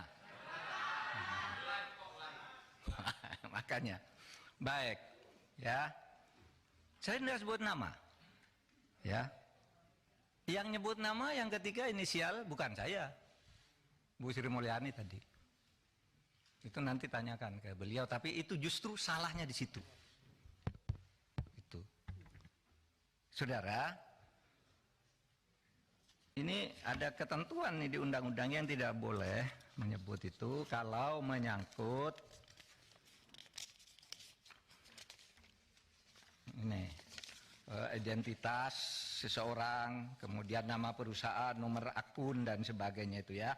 Profil entitas yang terkait yang melakukan transaksi, pihak terlapor, nilai, tujuan transaksi. Nah itu semua tidak boleh disebut. Saya tidak nyebut apa-apa, hanya nyebut angka agregat. Oke, satu. Oleh sebab itu, saya harus jawab dulu satu persatu. 3 orang nih Pak Arteria. Wah, katanya, ini bisa diancam dengan ancaman hukuman pidana 4 tahun. Karena itu lalu terpancing si Boyamin itu ngelaporin betul. Meskipun dia guyon sebenarnya. Biar yang dipanggil itu menjelaskan, katanya biar Pak Arteria. Oleh Marte dipanggil oleh polisi. Karena ada laporan, lalu apa salahnya? Itu kata si Pak Boyamin. Begini, saudara, apa dasarnya melapor ke ketua? Loh, saya ketua, jadi dia boleh lapor, boleh saya minta. Loh, kamu kan ke Pak Harto, ke Pak Presiden, kenapa lapor ketua? Ya memang kenapa saya ketua diangkat oleh Presiden, ada SK-nya. Terus untuk apa ada ketua, ada komite? Kalau tidak lapor, kalau saya tidak boleh tahu, itu satu, ya. Itu bisa dihukum 10 tahun. Beranikah saudara Arteria bilang begitu kepada Kepala BIN, Pak Budi Gunawan? Pak Budi Gunawan tuh anak buah langsung presiden. Anak buah langsung presiden dia. Bertanggung jawab presiden, bukan anak buahnya Menko Polhukam. Tapi setiap minggu laporan kayak ini resmi, info intelijen kepada Menko Polhukam. Coba saudara bilang ke Pak Budi Gunawan, Pak Budi Gunawan, menurut Undang-Undang BIN bisa diancam 10 tahun penjara, berani enggak? Menurut pasal 44. Kan persis yang saudara baca kepada saya, bahwa kalau menyampaikan ke Menko Polhukam 10 tahun Pak BIN nyampaikan, bukan ke Presiden, tapi ke saya nih. Ini bulan Maret ada nih. Kok terus enggak boleh gimana? Apa gunanya ada? Dan ini penting saudara. Karena apa? Ya. Karena saya bekerja berdasar info intelijen. Misalnya ada kayak gini, saya enggak bocorkan di sana, tapi tahu besok akan ada demo di sana. Kekuatannya sekian orang, korlapnya ini. Kekuatan polisi yang diperlukan segini, sehingga saya enggak perlu rapat tuh kecil. Oh ini serius. Itu info intelijen, masa saya enggak boleh ngomongkan gitu? Tiap malam saya dengan Pak Budi Gunawan nih, di WA saya nih, info intelijen, Pak besok nampaknya ada demo di sana Pak. Oh iya Pak, sudah itu korlapnya ini kekuatannya segini aja Pak.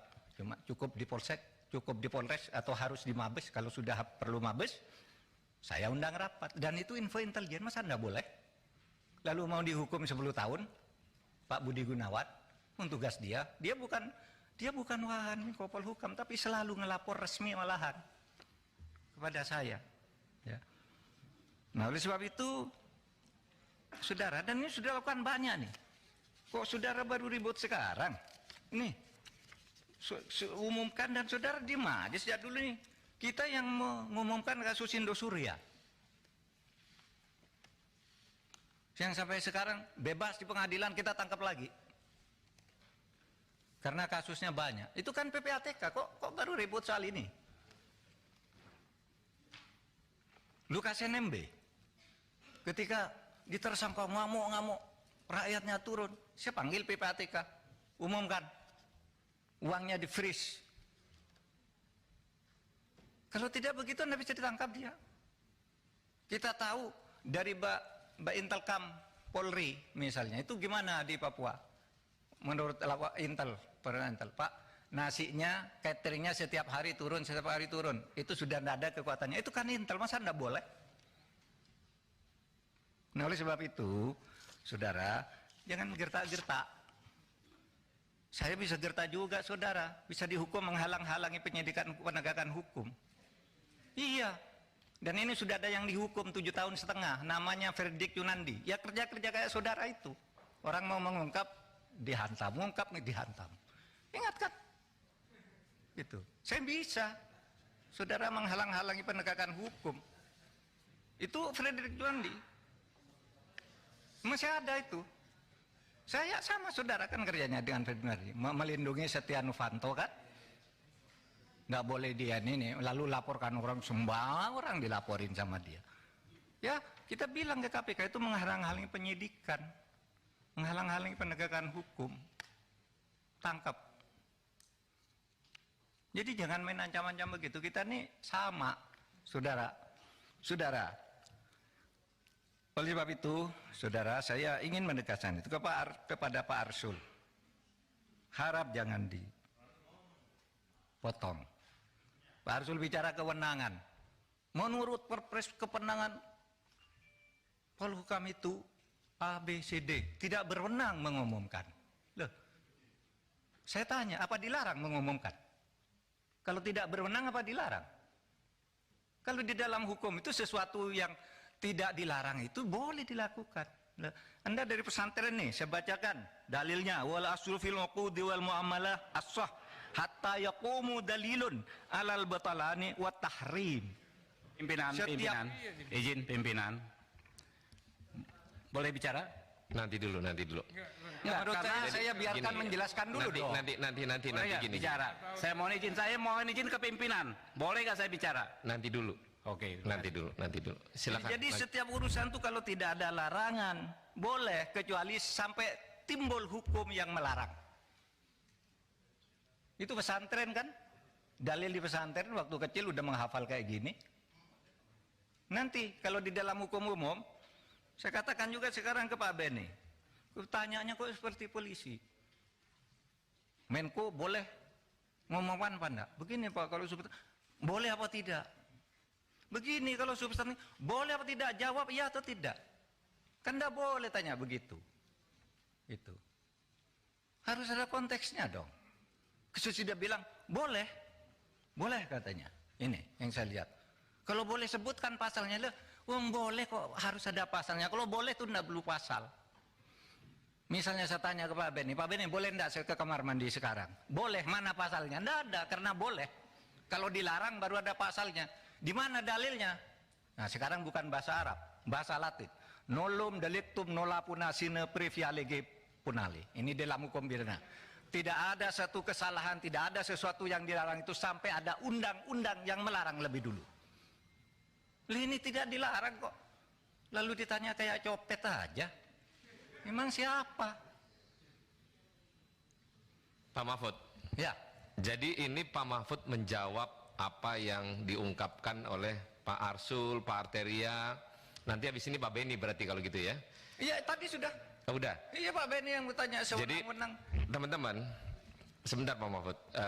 Supaya dalam rapat ini apa yang mungkin seminggu terakhir penyampaian di publik dan rapat yang kemarin sudah disampaikan oleh Komisi 3, ini Pak Mahfud menyampaikan juga klarifikasi tentang terkait apa yang sudah teman-teman ungkap. Jadi berikan ruang Pak Mahfud untuk mengklarifikasi. Nanti setelah Pak Mahfud menyelesaikan, teman-teman silakan untuk menyampaikan hal terkait apa yang disampaikan Pak Mahfud. Silakan Pak Mahfud. Ya. Saya kira sudah begitu aja, ya. Nah karena sering di DPR ini aneh, kadang-kadang marah-marah gitu, nggak taunya Markus dia, marah ke Jaksa Agung, ngomong itu, nantinya datang ke kantor Kejaksaan Agung titip kasus. Pimpinan mohon dicatat ya. Saya interupsi pimpinan. Interupsi pimpinan. Saya kira ini tidak relevan. Silakan. Interupsi pimpinan. Ya. Silakan Pak Habib, silakan. Apa? Saya kebetulan pimpinan Mahkamah Kehormatan Dewan, pimpinan. Ini konten saya minta parlemen Pak ini. Mahfud, apa memang benar ada data yang soal Markus anggota DPR, disampaikan saja sekarang. Nanti saya sampaikan sekarang. Lanjuti. Ya. Disampaikan saja. Ingat peristiwa di Kampung Maling, Ustadz di Kampung Maling. Saya kira saya sama Pak Beni masih ada di sini. Ya. Kan saya tadi nyebut DPR, nggak nyebut saudara. Pada waktu itu Jaksa Agung Abdurrahman Saleh dicecar habis-habis, ditanya seperti ini, dibilang Bapak ini seperti Ustadz di Kampung Maling, Bapak baik tapi di lingkungan Bapak jelek. Ya kan, ingat kan? Itu tanggal 17 Februari 2002. Berarti bukan di periode ini Pak Mahfud? Bukan. Oh, bukan kewenangan saya. Ya, tapi lihat fenomenanya. Nanti saya tunjukkan. Alhamdulillah. Ya. Tahu-tahu apa enggak? Sidangnya Di periode ini ada enggak? Kenapa? Di periode ini ada enggak yang Markus anggota DPR? Saya tidak akan nyebut itu. Saya memberi contoh di DPR ada yang seperti itu. Enggak. Ada enggak, Pak? Enggak, saya enggak berhak, enggak wajib menjawab saudara. Kalau ada sih kita tidak lanjuti, Pak. Nanti saya beritahu saudara. Pak, jangan nanti, Pak. Kalau sekarang ada datanya enggak mumpung terbuka. Enggak, saya terbuka sekarang. Waktu itu Pak Jaksa Agung tahu enggak? Yang Nah, marah itu ada periode waktu itu, yang periode sekarang ada atau tidak? Pak Habib, begini teman-teman Pak Mahfud, untuk menyelesaikan sebentar Pak pimpinan, ini juga nggak bisa dibiarkan terlalu jauh begini. Ini kan nggak, pimpinan ganti nih, pimpinannya ganti. Sebentar. Ini gini. Pimpinan ganti. Teman-teman. Yang bener, Ron. Teman-teman. Ingetin lu yang bener. Dari saya selesaikan dulu ya. Ya, seharusnya pada kesempatan pertama Pak Mahfud menjelaskan semua hal yang Pak Mahfud jelaskan di media terkait dengan 300 triliun itu. Bukan menjawab satu persatu apa yang terjadi antara Komisi 3 dengan PPATK dalam rapat beberapa hari yang lalu, kan gitu. Itu Pak Mahfud juga pernah di DPR, kan Pak Mahfud tahu bagaimana dinamika yang terbangun dalam rapat-rapat di DPR. Sebentar, saya belum selesai. Saya kan nggak potong Pak Mahfud ngomong tadi. Saya mendengar dengan seksama apa yang disampaikan Pak Mahfud. Gantian dong, sekarang saya ngomong. Ya, saya kira kalau Pak Mahfud melakukan cara seperti yang kita dengarkan tadi, kan Pak Mahfud menjudgment teman-teman. Lepas dari itu benar salah itu nanti kita bisa uji. Tetapi rapat kita hari ini bukan untuk itu. Rapat kita hari ini untuk mengklarifikasi kontroversial yang sudah terlanjur berkembang di masyarakat terkait dengan 300 triliun itu. Tidak satu pun poin dari awal Pak Mahfud menyampaikan penjelasan Pak Mahfud dalam rapat ini yang terkait dengan soal itu. Satu-satu Pak Mahfud mengomentari jalannya rapat antara kami dengan PPATK, khususnya yang disampaikan oleh Terry, yang disampaikan oleh Saudara Arsul dan Saudara Beni. Ini kan jadi lari dari maksud dan tujuan rapat kita pada hari ini. Dan pimpinan juga punya kewenangan untuk menjaga lalu lintas rapat ini agar berlangsung sesuai dengan apa yang kita inginkan, gitu loh. Saya kira itu. Saya belum berkomentar terlalu jauh, tapi kira-kira rapat ini harus berjalan sesuai dengan tata tertib yang berlaku di DPR. Terima kasih Pak Mulfahri. Pak Mulfahri dan teman-teman, namanya kita mengundang rapat yang bersangkutan sebagai Ketua Komite Nasional dengan kontroversi yang ada.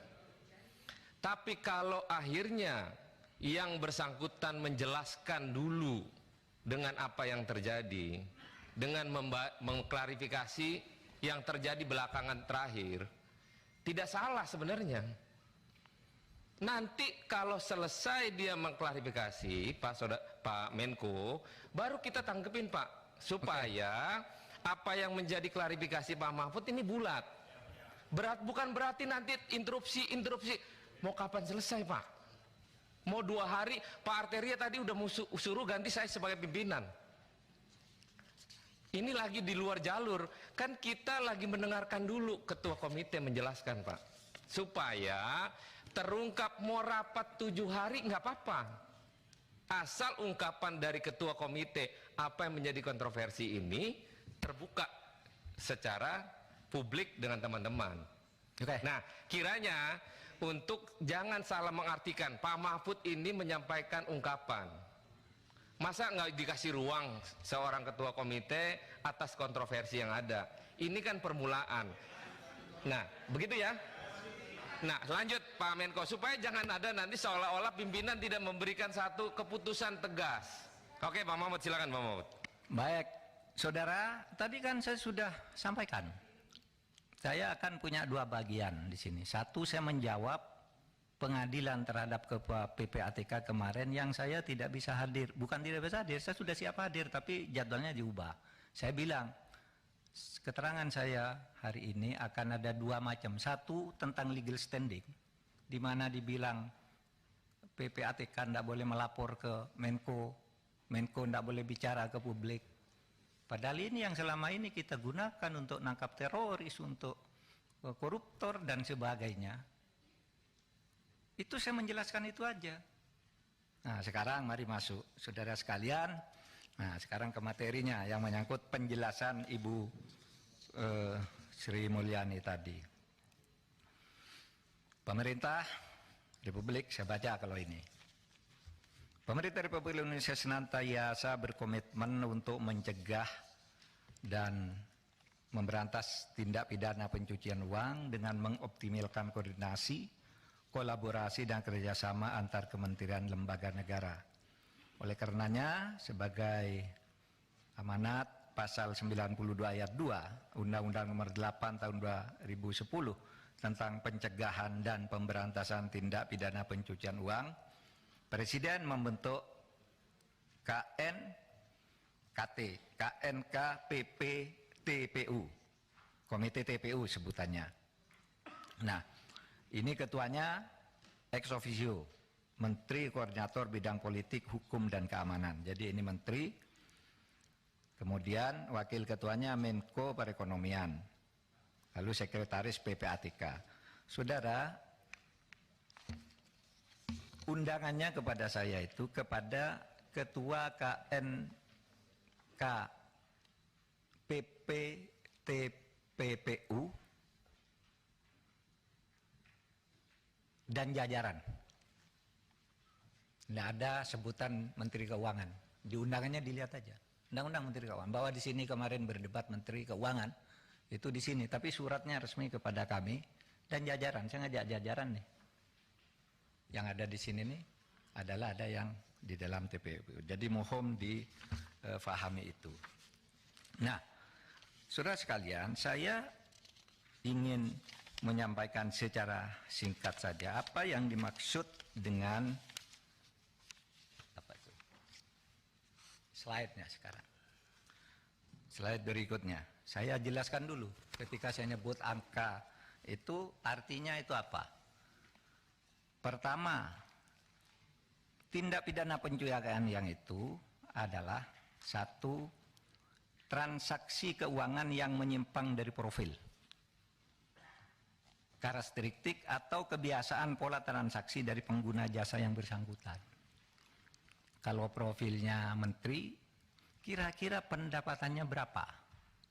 Kok tiba-tiba hartanya sekian? Nah, itu menyimpang dari profil, bisa dicurigai sebagai tindak pidana belum tentu pencucian, tapi dicurigai. Bisa menurut undang-undang ini. Kedua, transaksi keuangan oleh pengguna jasa yang patut diduga dilakukan dengan tujuan menghindari pelaporan transaksi yang bersangkutan yang wajib dilakukan oleh pihak pelapor sesuai dengan Undang-Undang TPPU.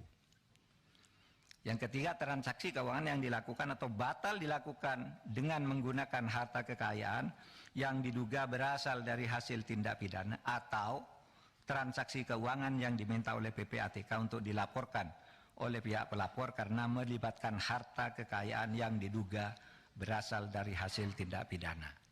Nah, modusnya begini. Satu, kepemilikan saham pada perusahaan atas nama keluarganya. Dia, ya seperti yang baru diumumkan tuh, RAT. Dia laporannya sendiri sedikit, rekeningnya sendiri sedikit, tapi istrinya, anaknya, perusahaannya, nah itu patut dicurigai. Karena pekerjaannya. Apakah itu betul pencucian? Nah, nanti dibuktikan, tapi itu sudah memenuhi syarat. Yang kedua, pemilikan aset berupa barang yang bergerak maupun tidak bergerak, diatasnamakan pihak lain, disimpan di tempat lain. Sekretaris Mahkamah Agung itu punya mobil mewah berapa, mobilnya disimpan di tempat lain. Platnya diganti. Kan muncul tuh di PPATK, itu pencucian uang, harus diperiksa. Yang ketiga, membentuk perusahaan untuk mengelola hasil kejahatan. Untuk perusahaan gitu, bikin hotel, hotelnya tidak ada yang beli, tapi asetnya besar sekali. Hotelnya ada orang masuk, hanya hotel Melati, tapi uangnya ratusan miliar. Nah, itu bisa dicurigai sebagai pencucian uang. Ya. Penerimaan hibah yang tidak bergerak hasil kejahatan tanpa dilengkapi akta hibah. Tidak ada hibah. Ada yang hibah, dikirim ke ayahnya, ini nyogok misalnya, saya disuap 5 miliar. Lalu, di mana caranya nih? Dikirim ke ayah saya. Lalu ayah saya disuruh bikin hibah, oh ini dari ayahnya. Itu bisa. Ada juga yang rekening, saudara. Saya buka rekening 10 miliar atas nama saya. Lalu ATM-nya diserahkan Pak Sahroni, Pak, ambil uang ini sesuka-suka kamu. Namanya saya. Tapi Anda yang ngambil di ATM setiap kau butuh sampai habis. Itu pencucian uang. Ya. Nah, yang dikerjakan dari data ini adalah kerja-kerja seperti itu.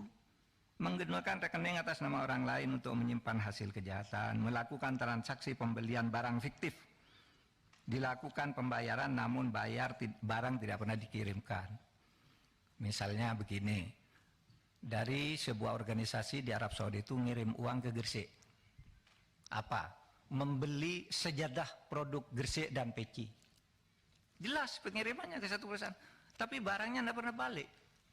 Dari Gresik tidak ada apa itu, untuk dibuat bom. Itu pencucian uang di bidang terorisme. Gitu. Kemudian menyimpan harta hasil kejahatan dalam safe deposit box atau tempat lainnya, masuk. Nah, saudara, dengan mengerti ini, maka saudara sekarang saya masuk ke dalam substansi perkaranya. Saudara, dari keterangan Bu Sri Mulyani tadi, saya ingin menjelaskan fakta dan nanti datanya bisa ambil di sini. Bisa saya tunjukkan di sana lalu ambil. Bahwa ada kekeliruan pemahaman Ibu Sri Mulyani dan penjelasan Ibu Sri Mulyani karena ditutupnya akses yang sebenarnya dari bawah. Sehingga apa yang beliau jelaskan tadi itu adalah data yang diterima tanggal 14 ketika bertemu dengan Pak Ivan. Sehingga disebut yang terakhir itu, yang semula ketika ditanya oleh Bu Sri Mulyani itu, ini apa kok ada uang 189? Itu pejabat tingginya yang eselon 1 itu. Oh, enggak ada Bu di sini. Enggak pernah ada katanya. Ini tahun 2020 kata Bu, enggak pernah ada. Ada Pak Ivan, enggak ada. Baru dia, oh iya nanti dicari katanya. Dan itu nyangkut 189, nanti dijelaskan oleh Pak. Dan itu adalah pencucian uang, dugaan pencucian uang, cukai dengan 15 entitas. Tapi apa laporannya? Menjadi pajak. Sehingga kita diteliti, oh iya ini perusahaannya banyak, hartanya banyak, pajaknya kurang, padahal ini cukai laporannya. Apa itu? Emas. Ya. Impor emas, batangan yang mahal-mahal itu, tapi di dalam surat cukainya itu dibilang emas mentah. Diperiksa oleh PPT, diselidiki. Di mana? Kamu kan emasnya emas sudah jadi, kok bilang emas mentah? Enggak. Ini emas mentah tapi dicetak di Surabaya. Dicari ke Surabaya, tidak ada pabriknya. Dan itu menyangkut uang miliaran, saudara. Tidak diperiksa. Laporan itu diberikan tahun 2017. Oleh PPATK. Bukan tahun 2020. 2017 diberikan, tidak pakai surat, tapi diserahkan oleh Ketua PPATK langsung kepada Kementerian Keuangan yang diwakili oleh Dirjen Bea Cukai, Irjen Kementerian Keuangan, dan 2 orang lainnya. Ini serahkan. Kenapa tidak pakai surat? Karena ini sensitif, masalah besar. 2 tahun tidak muncul, tahun 2020 dikirim lagi, tidak sampai juga ke Bu Sri Mulyani, sehingga bertanya ketika kami kasih itu. Dan yang dijelaskan yang salah, di mana salahnya nanti? Saudara, saya sangat hormat kepada Bu Sri Mulyani. Dia teman kerja saya yang baik di dalam pemberantasan korupsi. Sudah tahu BLBI 20 tahun tidak bisa ditagih karena dibebankan Kementerian Keuangan. Saya minta impres ke Presiden, sudah berhenti berdebat, saya ambil semua. Bisa itu? Teman saya dia, dalam banyak hal, IKN apa gitu. Kalau saya kagum, kalau di kabinet menerangkan masalah apapun yang paling bisa menjadi sederhana bagi dia anggaran negara. Sehingga saya percaya dia Menteri Keuangan terbaik. Tetapi akses dari bawah tidak masuk. Sehingga saya sampaikan hal sebagai berikut. Data agregat. Ya, berikutnya. Halaman berikutnya. Data agregat transaksi keuangan. Nih. Transaksi keuangan yang 349 triliun itu dibagi ke dalam 3 kelompok. Satu, transaksi keuangan mencurigakan di pegawai Kementerian Keuangan. Kemarin Ibu Sri Mulyani di Komisi 11 menyebut hanya 3 triliun. Yang benar 35 triliun. Ya, nanti dia nanti ada datanya, nanti Anda ambil. Kemudian transaksi keuangan mencurigakan yang diduga melibatkan pegawai Kementerian Keuangan. Itu besarnya 53 triliun. Plus sekian. Kemudian transaksi keuangan terkait kewenangan Kementerian Keuangan sebagai penyidik tindak pidana asal dan TPU yang belum diperoleh data sebesar 260,9 triliun, sehingga jumlahnya 349 triliun fix. Nanti kita tunjukkan suratnya. Nah, ketika ditanya Bu Menterinya kaget karena tidak masuk laporannya. Karena yang menerima surat by hand itu, ya orang yang ada di situ yang bilang ke Bu Sri Mulyani, Bu, udah ada surat itu. Loh, kata PPATK ini suratnya. Baru dijelaskan tapi beda. Ini laporannya pencucian uang di bidang bea cukai, lalu yang dihitung pajaknya sedikit dong. Jadinya. Berapa yang terlibat nih? Nih. Yang terlibat di sini jumlah entitasnya itu dari Kementerian Keuangan 491 orang. Jangan bicara Rafael misalnya. Rafael udah ditangkap, selesai loh. Di laporan ini ada jaringannya. Bukan Rafaelnya, Rafael selesai udah ditangkap itu kan pidananya, bukan tindak pidana pencucian uang. Kalau saya ketangkap korupsi, loh, istri saya, anak saya, ayah saya, apalagi perusahaan cangkang gitu.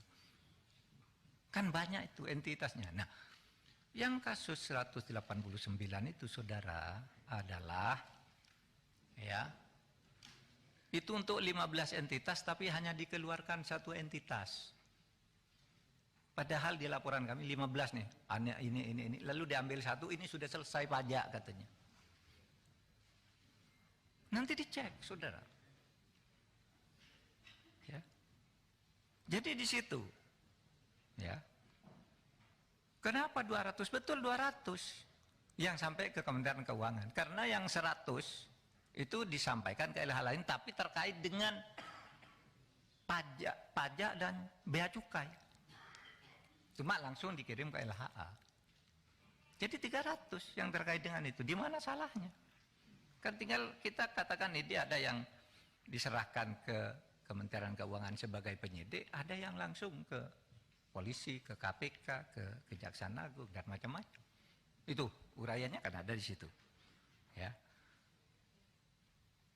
Yang ini jumlah LHA, yang Kementerian Keuangan 200, yang Kementerian Lembaga 1, kemudian kepada aparat penegak hukum 99, tapi itu semua terkait dengan pajak dan cukai.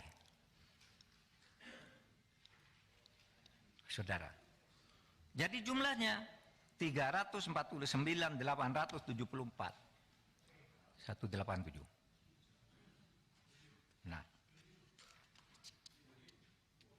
Iya, tetapi supaya diingat ya, bahwa ini agregat.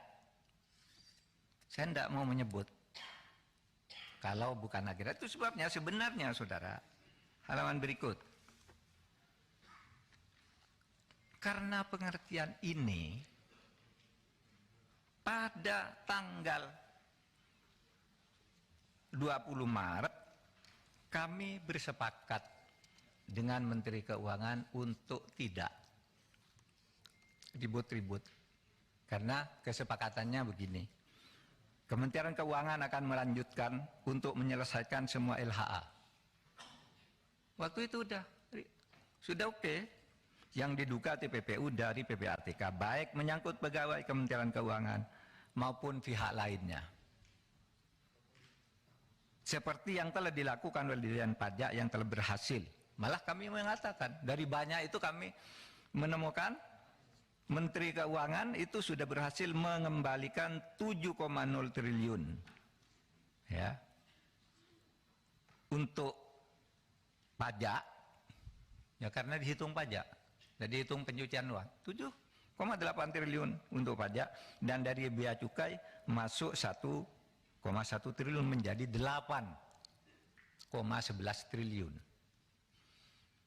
yang kembali dari laporan-laporan 349 ini. Sekali lagi 349 itu saya diminta menjelaskan betul-betul oleh Presiden, jelaskan kepada rakyat melalui gedung DPR bahwa TPPU itu artinya itu beda dengan korupsi. Lah orang tidak ngerti bedanya, lalu Menteri Keuangan korupsi itu tidak ada. Ini laporan TPPU. Saya yakin Bu Sri Mulyani itu, saya tahu betul gitu. Sampai dia nangis di televisi, diwawancarai Rossi, diwawancarai Andi Noya, nangis. Saya tahu dia hatinya hancur. Dia bilang akan saya perbaiki ini anu. Ya saya tambah datanya. Kok alun tuh begitu? Kok mulanya 56 jadi 500, sesudah dihitung itu, saya minta coba kasihkan saya lagi semuanya, agregatnya. Nah itulah yang saya kirim ke Bu Sri Mulyani. Jadi tidak benar kalau Bu Sri Mulyani baru menerima tanggal sekian, enggak, nanti saya kasihkan pada saudara, ada daftarnya. Yang pertama itu tanggal 10 Juni tahun 2009 sampai 300 saudara. Yang terakhir itu 11 Januari 2003. 300 itu. Rinciannya tadi 200 Kementerian Keuangan, ya, 1 KL, yang 1 ini. Yang non ASN tadi banyak loh. 570 yang terlibat. Nah, itu pencucian uang. Nah, saudara, tentu Komite TPPU akan melakukan evaluasi terhadap LHA yang diduga TPPU dan telah dikirimkan PPATK kepada APH untuk mengoptimalkan penerapan Undang-Undang Nomor 8 Tahun 2010. Jadi kita optimalkan. Nah, saudara sekalian, saya nanti ingin minta waktu sedikit saja untuk dijelaskan oleh saya. Tolong ini ditayangkan nih, yang penyerahan surat-surat sejak tahun 2009 dilewatin aja. Ini halaman 1 sampai 24 surat. Ada nomornya semua. Ada tujuannya kepada siapa. Halaman 2 25 sampai 46. Halaman 3 47 sampai 66. Sampai 300 lah. Nanti saudara lihat sendiri. Tidak akan ditutup-tutupi. Katanya mau minta data, saya kasih data. Tapi agregat. Nah, dari data yang agregat ini, kalau saudara ingin, silakan. Itu DPR. Saya kan nyebut agregat. Angka untuk setiap surat ini sudah ada juga. Sehingga apa kesimpulan saya? Bu Sri Mulyani tidak punya akses terhadap laporan-laporan ini. Sehingga keterangan yang terakhir pun di Komisi 11 itu jauh dari fakta. Karena bukan dia nipu, dia diberi data itu, data pajak, padahal ini data bea cukai. Tadi penyelundupan emas itu. Ini tidak tahu siapa yang bohong. Tapi itu faktanya. Kalau tidak adu data, mari. Saudara mau undang kan, adu data dengan saya. Nah ini saudara yang saya katakan agregat. Nah, saudara, saya ingin mengusulkan begini. Sulit memberantas korupsi itu. Tolong melalui Pak Bambang Pacul, Pak, tolong Pak, undang-undang perampasan aset tolong didukung Pak. Biar kami bisa ngambil begini-begini ini Pak. Tolong juga pembatasan belanja uang kartal didukung Pak. Karena orang korupsi itu Pak, nurunkan uang dari bank 500 miliar dibawa ke Singapura, ditukar dengan uang dolar, lalu dia bilang ini menang judi karena di Singapura judi sah. Lalu dibawa ke Indonesia sah. Padahal itu uang negara, Pak. Itu pencucian uang, Pak. Nah sekarang mari kita batasi kalau belanja 100 juta Anda keluarkan dari bank mana, kirim ke bank mana. Jangan dari orang bawa koper tuh, yang satu kopernya berisi kertas, yang satu berisi uang, ditukar di atas pesawat. Itu yang banyak terjadi. Nah, satu yaitu Undang-Undang Perampasan Aset. Saya kira kemarin DPR dari Komisi 3 sudah ada yang bersuara agar Presiden segera mengirimkan surpres. Tolong, kami mengajukan sejak tahun 2020 dan sudah disetujui, dibalik tiba-tiba keluar lagi ketika akan mulai ditetapkan sebagai prioritas utama. Padahal isinya sudah disetujui oleh DPR yang dulu. Pemerintah lalu memperbaiki yang dulu oleh pemerintah dengan disepakati. Kami mohon disetujui, kami akan lebih mudah. Itu seperti ngambil itu, Pak. Itu pencucian uang juga tuh. Dana BLBI. Dana BLBI itu 111 triliun, Pak. Tidak bisa diambil. Lalu kami minta impres, Pak. Buat impres kepada saya ambil. Nggak, ya berhenti berdebat. Saya ambil dulu, nanti ke pengadilan kalah enggak apa-apa. Dapat sekarang ini 29,9 triliun. Ada yang kalah di pengadilan 2 tapi tidak menggugurkan hutang, tapi karena pencucian uang. Barangnya dijaminkan ke pemerintah dengan surat tanda tangan di atas meterai, tapi sertifikatnya tidak diserahkan, lalu dijual. Ketika mau diambil, ketika kami sita, ternyata sertifikatnya sudah dimiliki oleh anaknya. Kalah di pengadilan, tidak apa-apa, tapi hutangnya tetap. Gitu. Tapi kalau ada undang-undang perampasan aset, kita bisa tangani, Pak, itu semua. Makanya dulu awal kami masuk ke sini, mohon. Ini undang-undang perampasan aset dan pembatasan belanja uang tunai ini bisa. Mungkin akan menyulitkan memang, tidak selalu sempurna, tetapi saya kira ikhtiar kita harus dilakukan untuk itu. Bapak, saya minta maaf kalau tadi ada yang agak keras, karena sebenarnya saya tadi sejak awal mengatakan saya akan melayani dengan tone yang sama, dan tadi sudah dengan tone yang sama saya lakukan. Nah yang sekarang mari kita baik-baik saja gitu, karena ini mencari kebenaran. Saya persilahkan Pak, sedikit saja.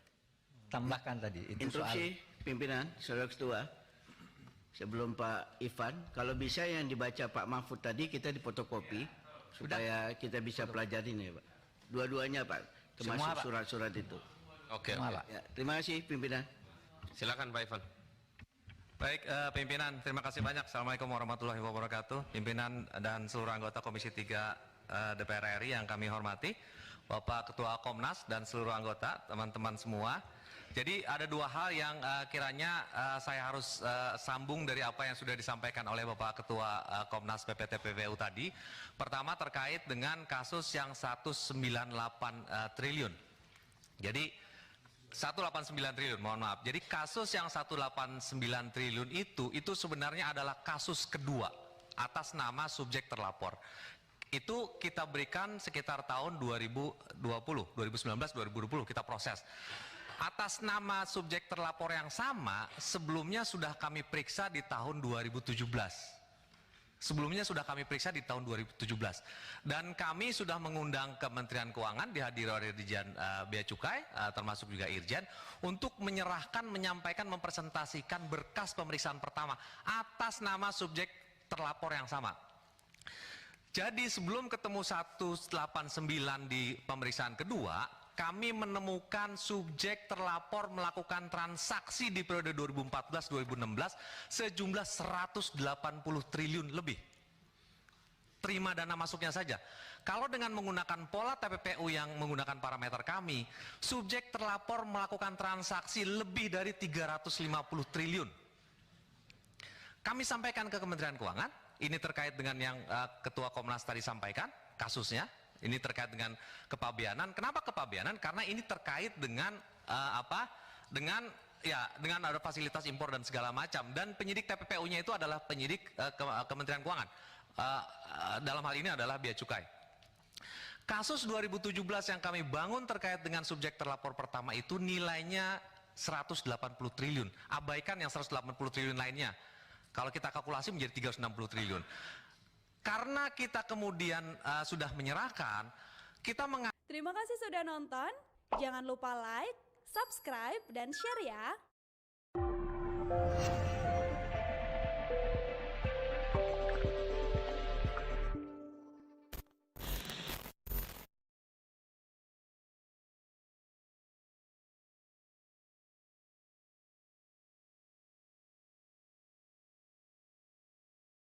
Dingin untuk menyelesaikannya.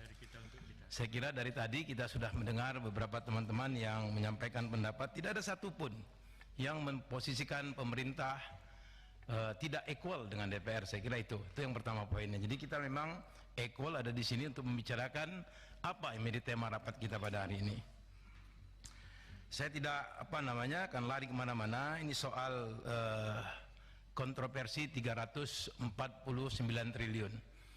Saya kira penjelasan Pak Mahfud tadi tegas, terang benderang bahwa 349 itu terjadi di Kementerian Keuangan. Ada 3 klaster, ada kurang lebih 35 triliun yang langsung bersentuhan dengan pegawai Kementerian Keuangan, kemudian ada 50 triliun yang terkait dengan pegawai Kementerian Keuangan dan pihak ketiga, sementara yang 200 triliun lebihnya itu menyangkut kewenangan. Jadi tentu yang kewenangan ini lebih besar karena ini menyangkut kewenangan dari 2 direktorat jenderal yang ada di Kementerian Keuangan, yaitu Direktorat Jenderal Bea Cukai dan Direktorat Jenderal Pajak. Nah, paling tidak setelah penjelasan Pak Mahfud, sekarang kita termasuk publik dihidangkan 2 fakta atau 2 penjelasan yang saling berbeda dari Pak Mahfud dalam kapasitas sebagai Ketua Komite TPPU dan Ibu Sri Mulyani dalam kapasitas sebagai Menteri Keuangan. Sebenarnya yang kita pahami, Bu Sri Mulyani beberapa hari yang lalu melakukan rapat dengan Komisi 11 dan menyampaikan semacam counter atau penjelasan balik dari apa yang disampaikan Pak Mahfud sebelumnya. Kita memahami walaupun tidak secara utuh, tapi paling tidak ada perbedaan yang begitu besar terhadap angka yang disampaikan Pak Mahfud dan angka yang disampaikan Ibu Sri Mulyani. Ada perbedaan yang sangat besar dan saya kira ini juga perlu perlu dijelaskan lebih lanjut oleh Pak Mahfud dalam kapasitas sebagai Ketua Komite TPPU. Tadi sudah dijelaskan, tetapi saya kira perlu penjelasan yang lebih mendalam terkait dengan soal ini. Kalau misalnya saya dihadapkan atau didaulat untuk memilih keterangan mana yang lebih valid dari 2 keterangan pejabat tinggi di Republik ini, saya kira saya berpegang pada keterangan yang disampaikan oleh Pak Mahfud. Kenapa? Karena memang keterangan yang disampaikan Pak Mahfud langsung kita bisa saksikan didukung oleh pimpinan PPATK yang merupakan pejabat dari lembaga yang paling kompeten untuk menentukan soal-soal ini.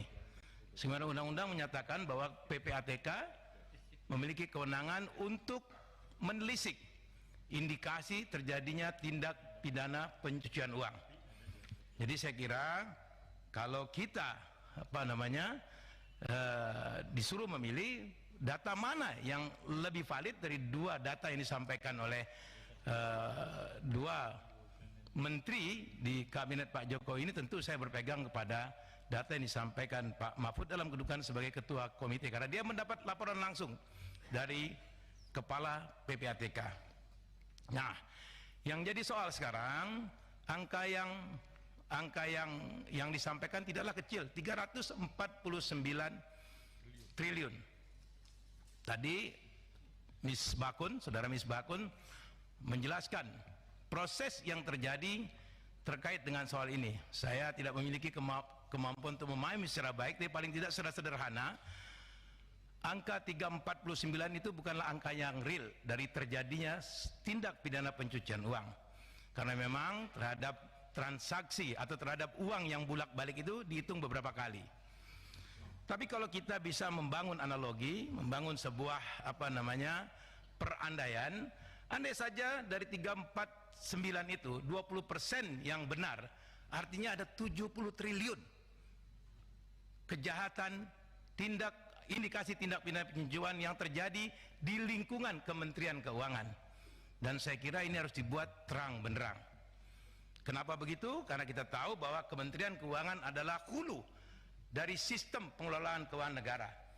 Bisa kita bayangkan tempat di mana keuangan negara dikelola terjadi kebocoran yang begitu besar.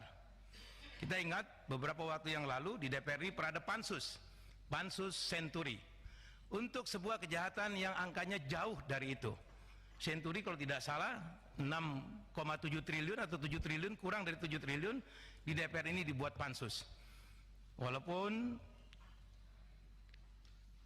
pelaksana air dari pansus itu masih kontroversial karena dianggap sebagian belum selesai, tapi saya kira kerja pansus itu sudah bisa membuat terang benderang sebagian besar dari polemik, dari kontroversi, dari spekulasi yang terjadi sekitar kasus Bank Senturi. Nah, dalam soal ini saya kira kita juga punya kewajiban yang sama untuk membuat terang benderang kasus ini. Hari ini kita bicara potensi terjadinya tindak pidana pencucian uang di lingkungan Kementerian Keuangan. Catat itu. Tindak potensi ya. Angkanya 349, tapi kalau kita membangun perumpamaan 20% aja atau 10% aja ada 30 triliun lebih. Ini angka yang luar biasa besar. Dan saya tidak yakin kalau rapat kita malam hari ini bisa membuat semua hal terkait dengan soal itu menjadi terang benderang. Saya tidak yakin karena memang ada pihak-pihak yang juga kita perlu minta dan dengar keterangannya terkait dengan soal ini. Jadi mungkin ini baru rapat awal saja dari sebuah proses penyelesaian akhir dari kasus ini. Ini rapat awal saja. Sekali lagi saya yakin ini tidak bisa kita selesaikan malam ini. Saya mendorong agar ini selesaikan lewat pansus atau angket atau apapun lah namanya yang bisa memberikan DPR untuk melihat lebih dalam persoalan ini. Jadi ini Pak pimpinan tolong nanti dimasukkan ke dalam kesimpulan kalau bisa ya, bahwa ini harus kita buat terang benderang. Hari ini kita bicara tentang potensi tindak pidana pencucian uang yang terjadi di Kementerian Keuangan. Setelah ini berdasarkan laporan PPATK ada juga indikasi tindak pidana pencucian uang yang terjadi di tempat lain yang TPA-nya sudah terang benderang, misalnya dari perjudian. Dalam laporan kemarin ada 81 triliun. Ini juga sebuah angka yang nggak kecil dan saya kira juga kita harus bersikap yang sama terhadap soal ini. Jangan kita pilih-pilih mana yang bisa, mana yang tidak. Saya kira semuanya saja. Saya yakin, saya tidak pernah ragu dengan niat Pak Mahfud untuk membuat negeri ini paling tidak keluar dari situasi seperti sekarang ini. Saya mencermati pernyataan Pak Mahfud yang mengatakan bahwa menoleh di kemana saja kita melihat korupsi, dan itu yang benar. Itu memang benar. Kita seolah-olah tidak berdaya terhadap kejahatan itu. Saya kalau tadi teman-teman mempersoalkan kewenangan Pak Mahfud dalam kasus sebagai ketua komite untuk mengumumkan kepada publik, sekalipun Pak Mahfud tadi berargumentasi bahwa itu agregat yang disampaikan, itu masih debatable, tapi saya melihat sesuatu yang lain dari itu. Saya sesungguhnya melihat bahwa apa yang disampaikan Pak Mahfud itu merupakan refleksi dari keputusasaan beliau pada proses penegakan hukum di negeri ini. Pak Mahfud ini bukan orang yang tidak paham hukum, profesor hukum beliau. Beliau ini kalau saya boleh mendeskripsikan, saya kira setelah presiden orang nomor 2 di negeri ini ya Pak Mahfud. Menteri Menko Politik Hukum dan Keamanan. Ini Menteri Koordinator Politik Hukum dan Keamanan, ini kekuasaannya besar sekali. Ya, tidak ada lagi menteri yang punya kekuasaan mengkoordinir semua kekuatan negara di bawah satu tangan, kecuali di tangan Pak Mahfud ini. Saya kira setelah Pak Jokowi di negeri ini the second man adalah Pak Mahfud. Ditambah lagi dengan posisi beliau sebagai ketua komite TPPU. Coba lihat anggota TPPU di luar kementerian yang berkoordinasi di bawah Menko Polhukam, masuk juga di sini Menteri Keuangan, Menteri Dalam Negeri, kemudian Menteri Koperasi dan Menteri Perdagangan. Saya kira Pak Mahfud ini orang yang tepat untuk kita ajak berdiskusi soal-soal penegakan hukum terkait dengan pemberantasan korupsi. Dan saya kira saya sekali lagi saya tidak pernah ragu dengan niat Pak Mahfud untuk itu. Cuman kadang-kadang caranya saja yang dirasakan kurang pas. Itu. Saya kira ke depan ini koreksi kita bersama. Mudah-mudahan apa yang menjadi niat Pak Mahfud dan menjadi keinginan kami di Komisi 3 bisa sejalan. Yakinlah bahwa kami di Komisi 3 sepanjang itu memang untuk tujuan-tujuan perbaikan negeri ini kita support penuh Pak Mahfud. Tetapi sebaliknya, kalau semua yang dilakukan untuk tujuan-tujuan politik sesaat misalnya, ya rasanya kami juga tidak takut untuk menghadapinya. Saya kira itu Pak Mahfud dan teman-teman. Terima kasih. Assalamualaikum warahmatullahi wabarakatuh. Terima kasih. Sepertinya kalau ada yang bertanya dan sudah izin ketua umum masing-masing dan mengusulkan pansus, lebih baiknya nanti kita sepakati sama-sama di ruangan ini untuk menseriusi apa yang menjadi keterbukaan oleh Pak Menko. Pak Trimet, silakan. Terima kasih saudara pimpinan, saudara ketua TPPU, beserta kepala PPATK, Jampidum, dan Pak Kabar Reskrim pergi ya. Bapak Ibu saudara-saudara sekalian. Pertama, rapat kita ini ditunggu-tunggu oleh rakyat Indonesia. Karena triggernya Pak Mahfud. Bahkan saya lebih dari 10 WA dari saudara, dari teman, Bang, abang hadir nggak rapat nanti? Itu banyak televisi yang lipe katanya. Lipe, kalau mengikuti kata-kata Pak Bambang Pacul. Kalau bisa pakai jas katanya. Jadi saya ikutin kemauan orang Pak. Walaupun jas sekarang kena corona sekali pakai harus laundry. Mahal pakai jas ini. Harus laundry. Yang kedua, saya kira Presiden Jokowi beruntung punya menteri Menko Polhukam seperti Pak Mahfud ini. Ada yang bikin rame Republik ini. Kalau tempo hari Presiden SBY ada Denny Indrayana yang suka ya ngomongnya dan tindakannya berbeda dari yang diharapin orang. Tapi justru itu yang membuat kelihatannya ada keseriusan dari Presiden SBY untuk menegakkan hukum. Keseriusan. Hasilnya walau alam. Nah, hanya saja yang dipertanyakan orang, kenapa Pak Mahfud ngomong seperti ini setelah 3 tahun jadi Menko? Selama ini kemana aja Pak Mahfud? Termasuk pada saat yang paling krusial, RUU KPK yang dianggap nadi dari pemberantasan korupsi. Hampir tidak terdengar juga suara Pak Mahfud. Jadi sehingga tidak salah juga Pak Mahfud, orang menyampaikan ada apa dengan Pak Mahfud, ini berangkat dari kesadaran apa Pak Mahfud lagi menari di atas panggung supaya ada yang melamar. Melamarlah. Tapi sah-sah aja Bapak Ibu kawan-kawan Komisi 3, karena di dalam darah Pak Mahfud ini paling tidak kalau menurut saya ada 3 Pak. Akademisi, aktivis, dan politisi. Pak Mahfud ini luar biasa. Waktu melobi kita mau jadi mau jadi anggota MK, dia ngasih buku yang ditulis oleh Pak Mahfud. Saya kira Pak Beni, Pak Suding juga yang ada waktu itu ya pasti terima buku dari Pak Mahfud. Dan Pak Mahfud juga luar biasa juga sebagai politisi tadi. Sebelum kita geber, dia geber kita dulu. Itu juga jagoan. Cuman Pak Atria Dahlan terprovokasi.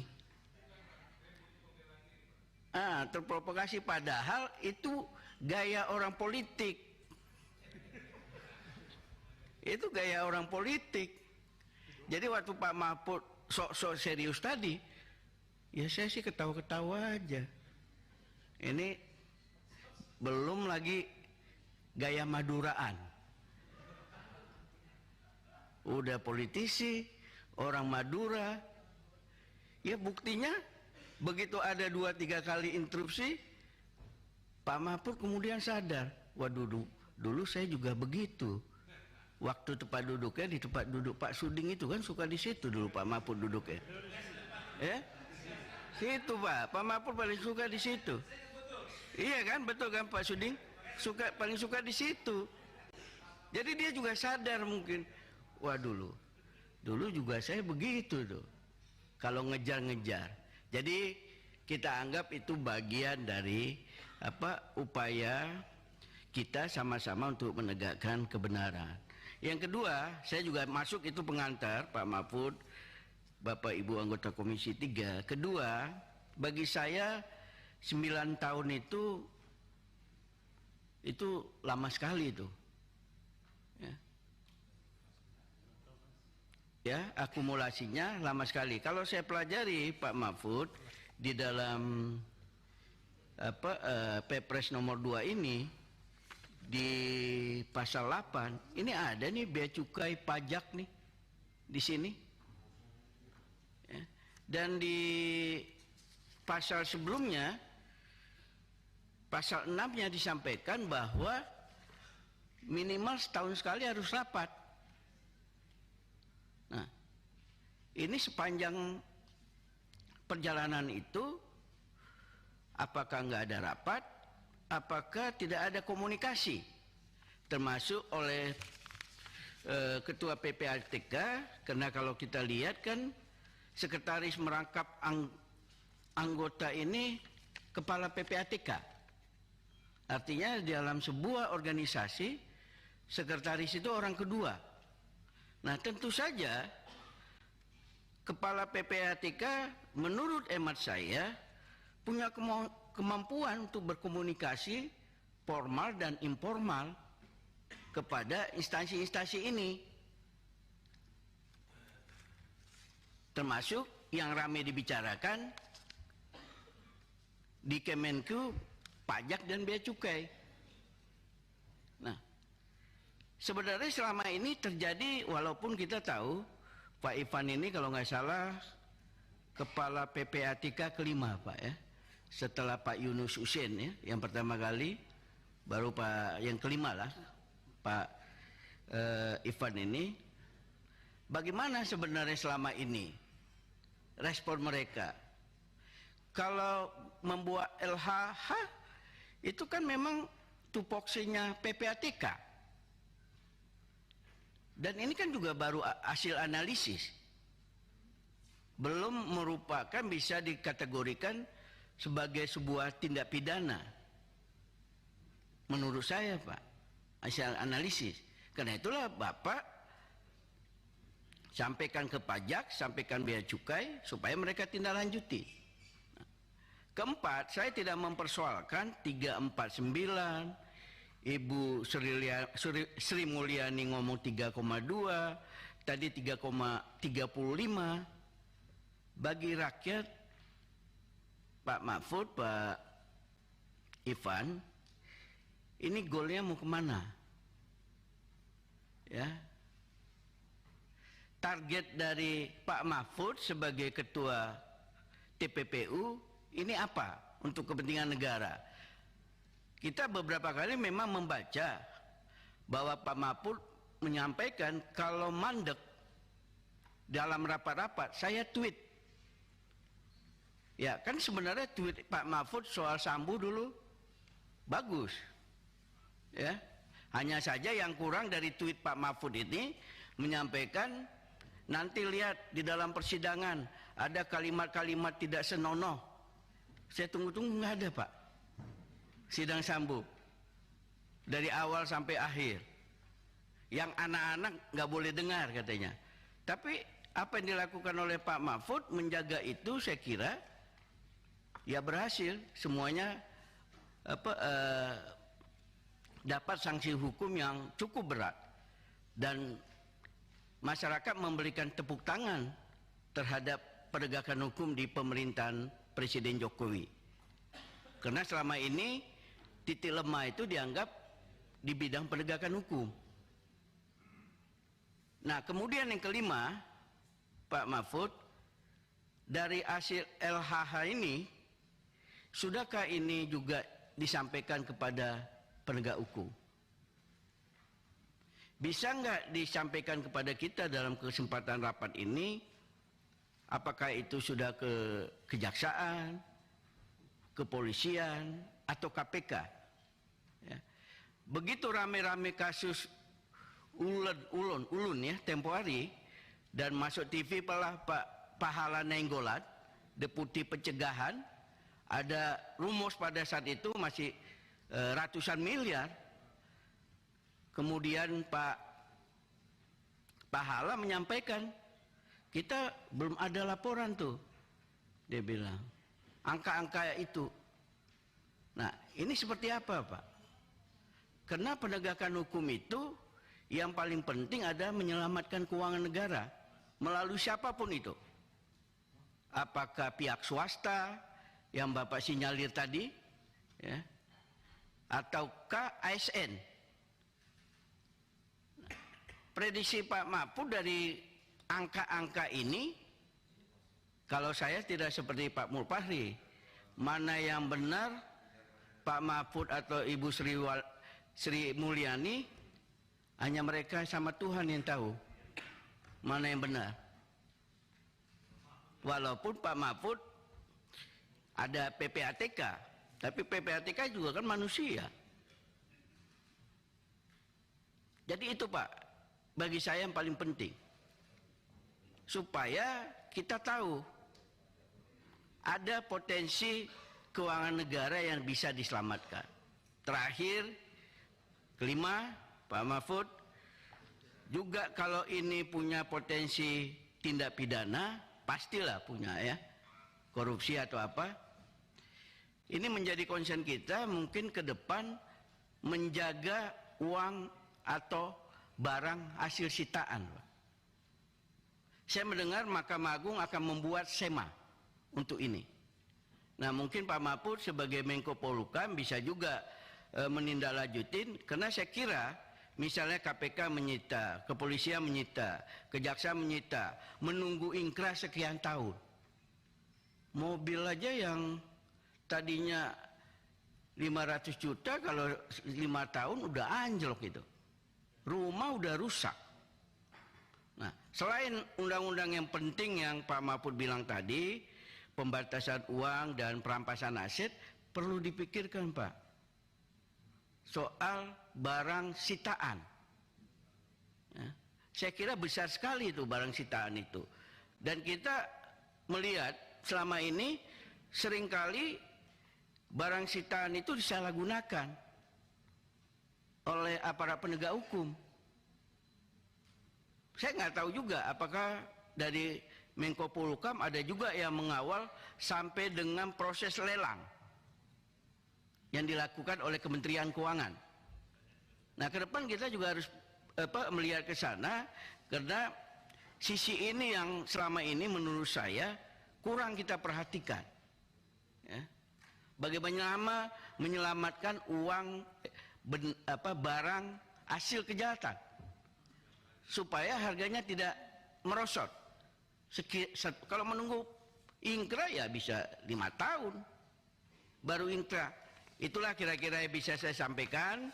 Sekali lagi kita tetap semangat, puasanya tuntas, Pak Mahfud juga tetap semangat. Kami yakin karir Pak Mahfud ini masih moncer lah ke depannya. Wabillahi taufiq wa hidayah. Wassalamualaikum warahmatullahi wabarakatuh. Pak Johan Terima Budi. kasih Ketua. Pak Johan Budi.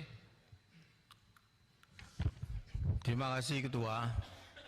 Assalamualaikum warahmatullahi wabarakatuh. Salam sejahtera buat kita semua.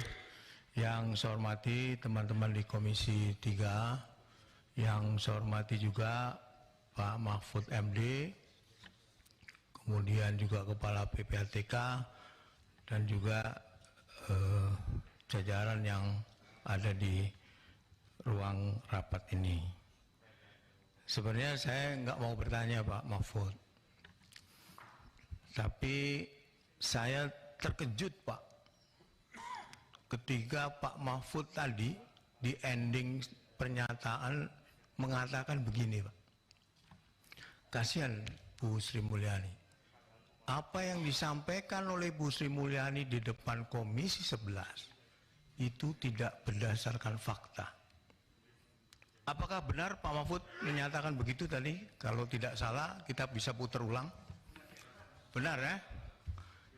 Ini ada dua hal nih Pak. Pak Jokowi percaya Menko Polhukam.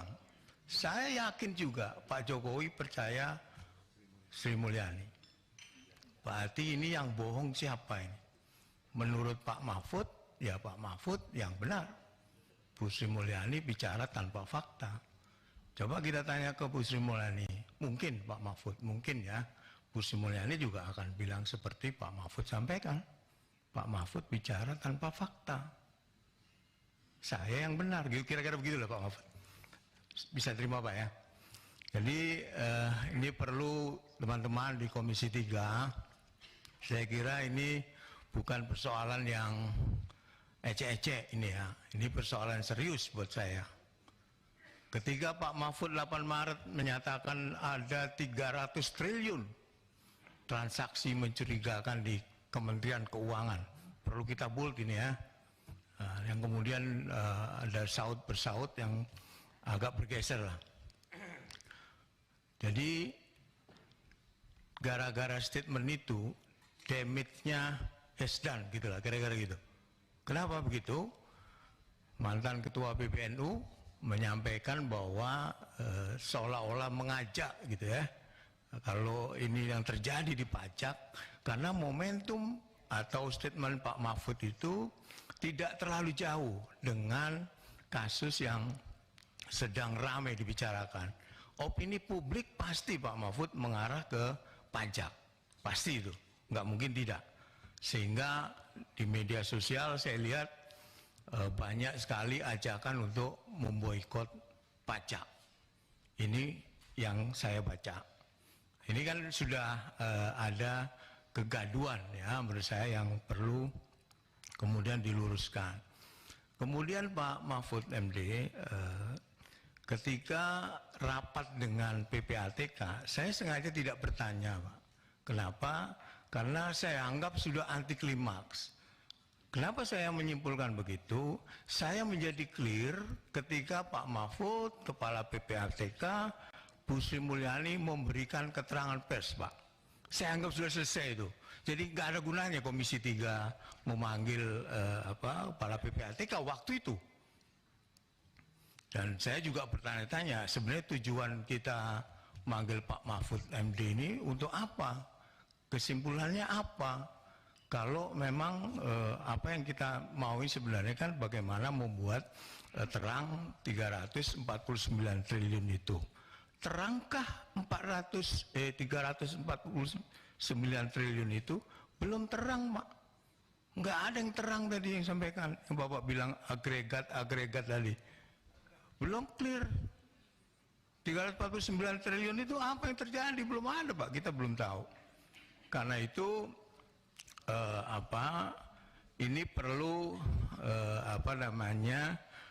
tindak lanjut menurut saya yang kemudian memang benar harus clear 349 triliun itu. Pertanyaan saya kemudian adalah, kalau buat saya Pak, saya mendukung sepenuhnya apa yang dilakukan oleh Pak Mahfud.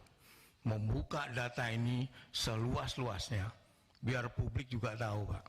Tapi kan publik sekarang sampai hari ini hanya tahu bahwa ada 349 triliun transaksi mencurigakan. Tapi seterusnya nggak ada apa yang harus dilakukan gitu.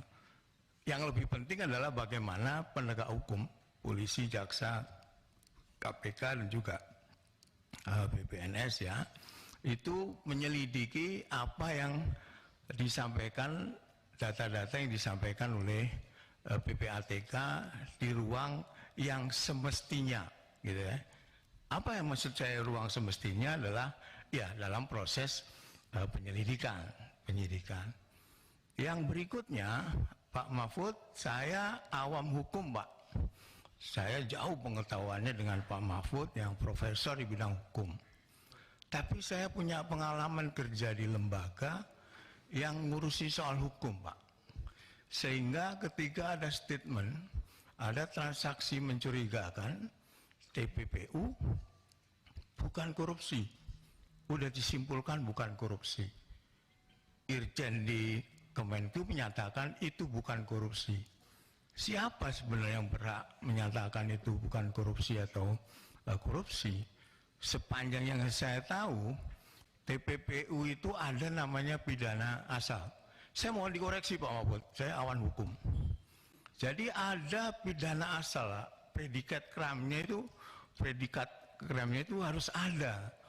Ini TPPU atau bukan. Nah, pidana asal itu bisa berasal dari korupsi. Jangan disimpulkan tidak ada korupsi di sana.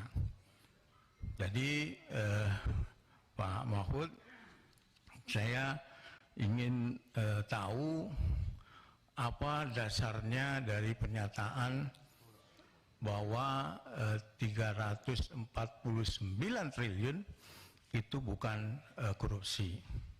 Yang terakhir, Pak Mahfud, ya saya memahami apa yang ada di perasaan Pak Mahfud ya, sehingga di awal tadi agak ada emosi ya. Saya memahami itu. Mungkin Pak Mahfud setelah mendengarkan apa yang terjadi ketika ada rapat Komisi 3 dengan PPATK. Tapi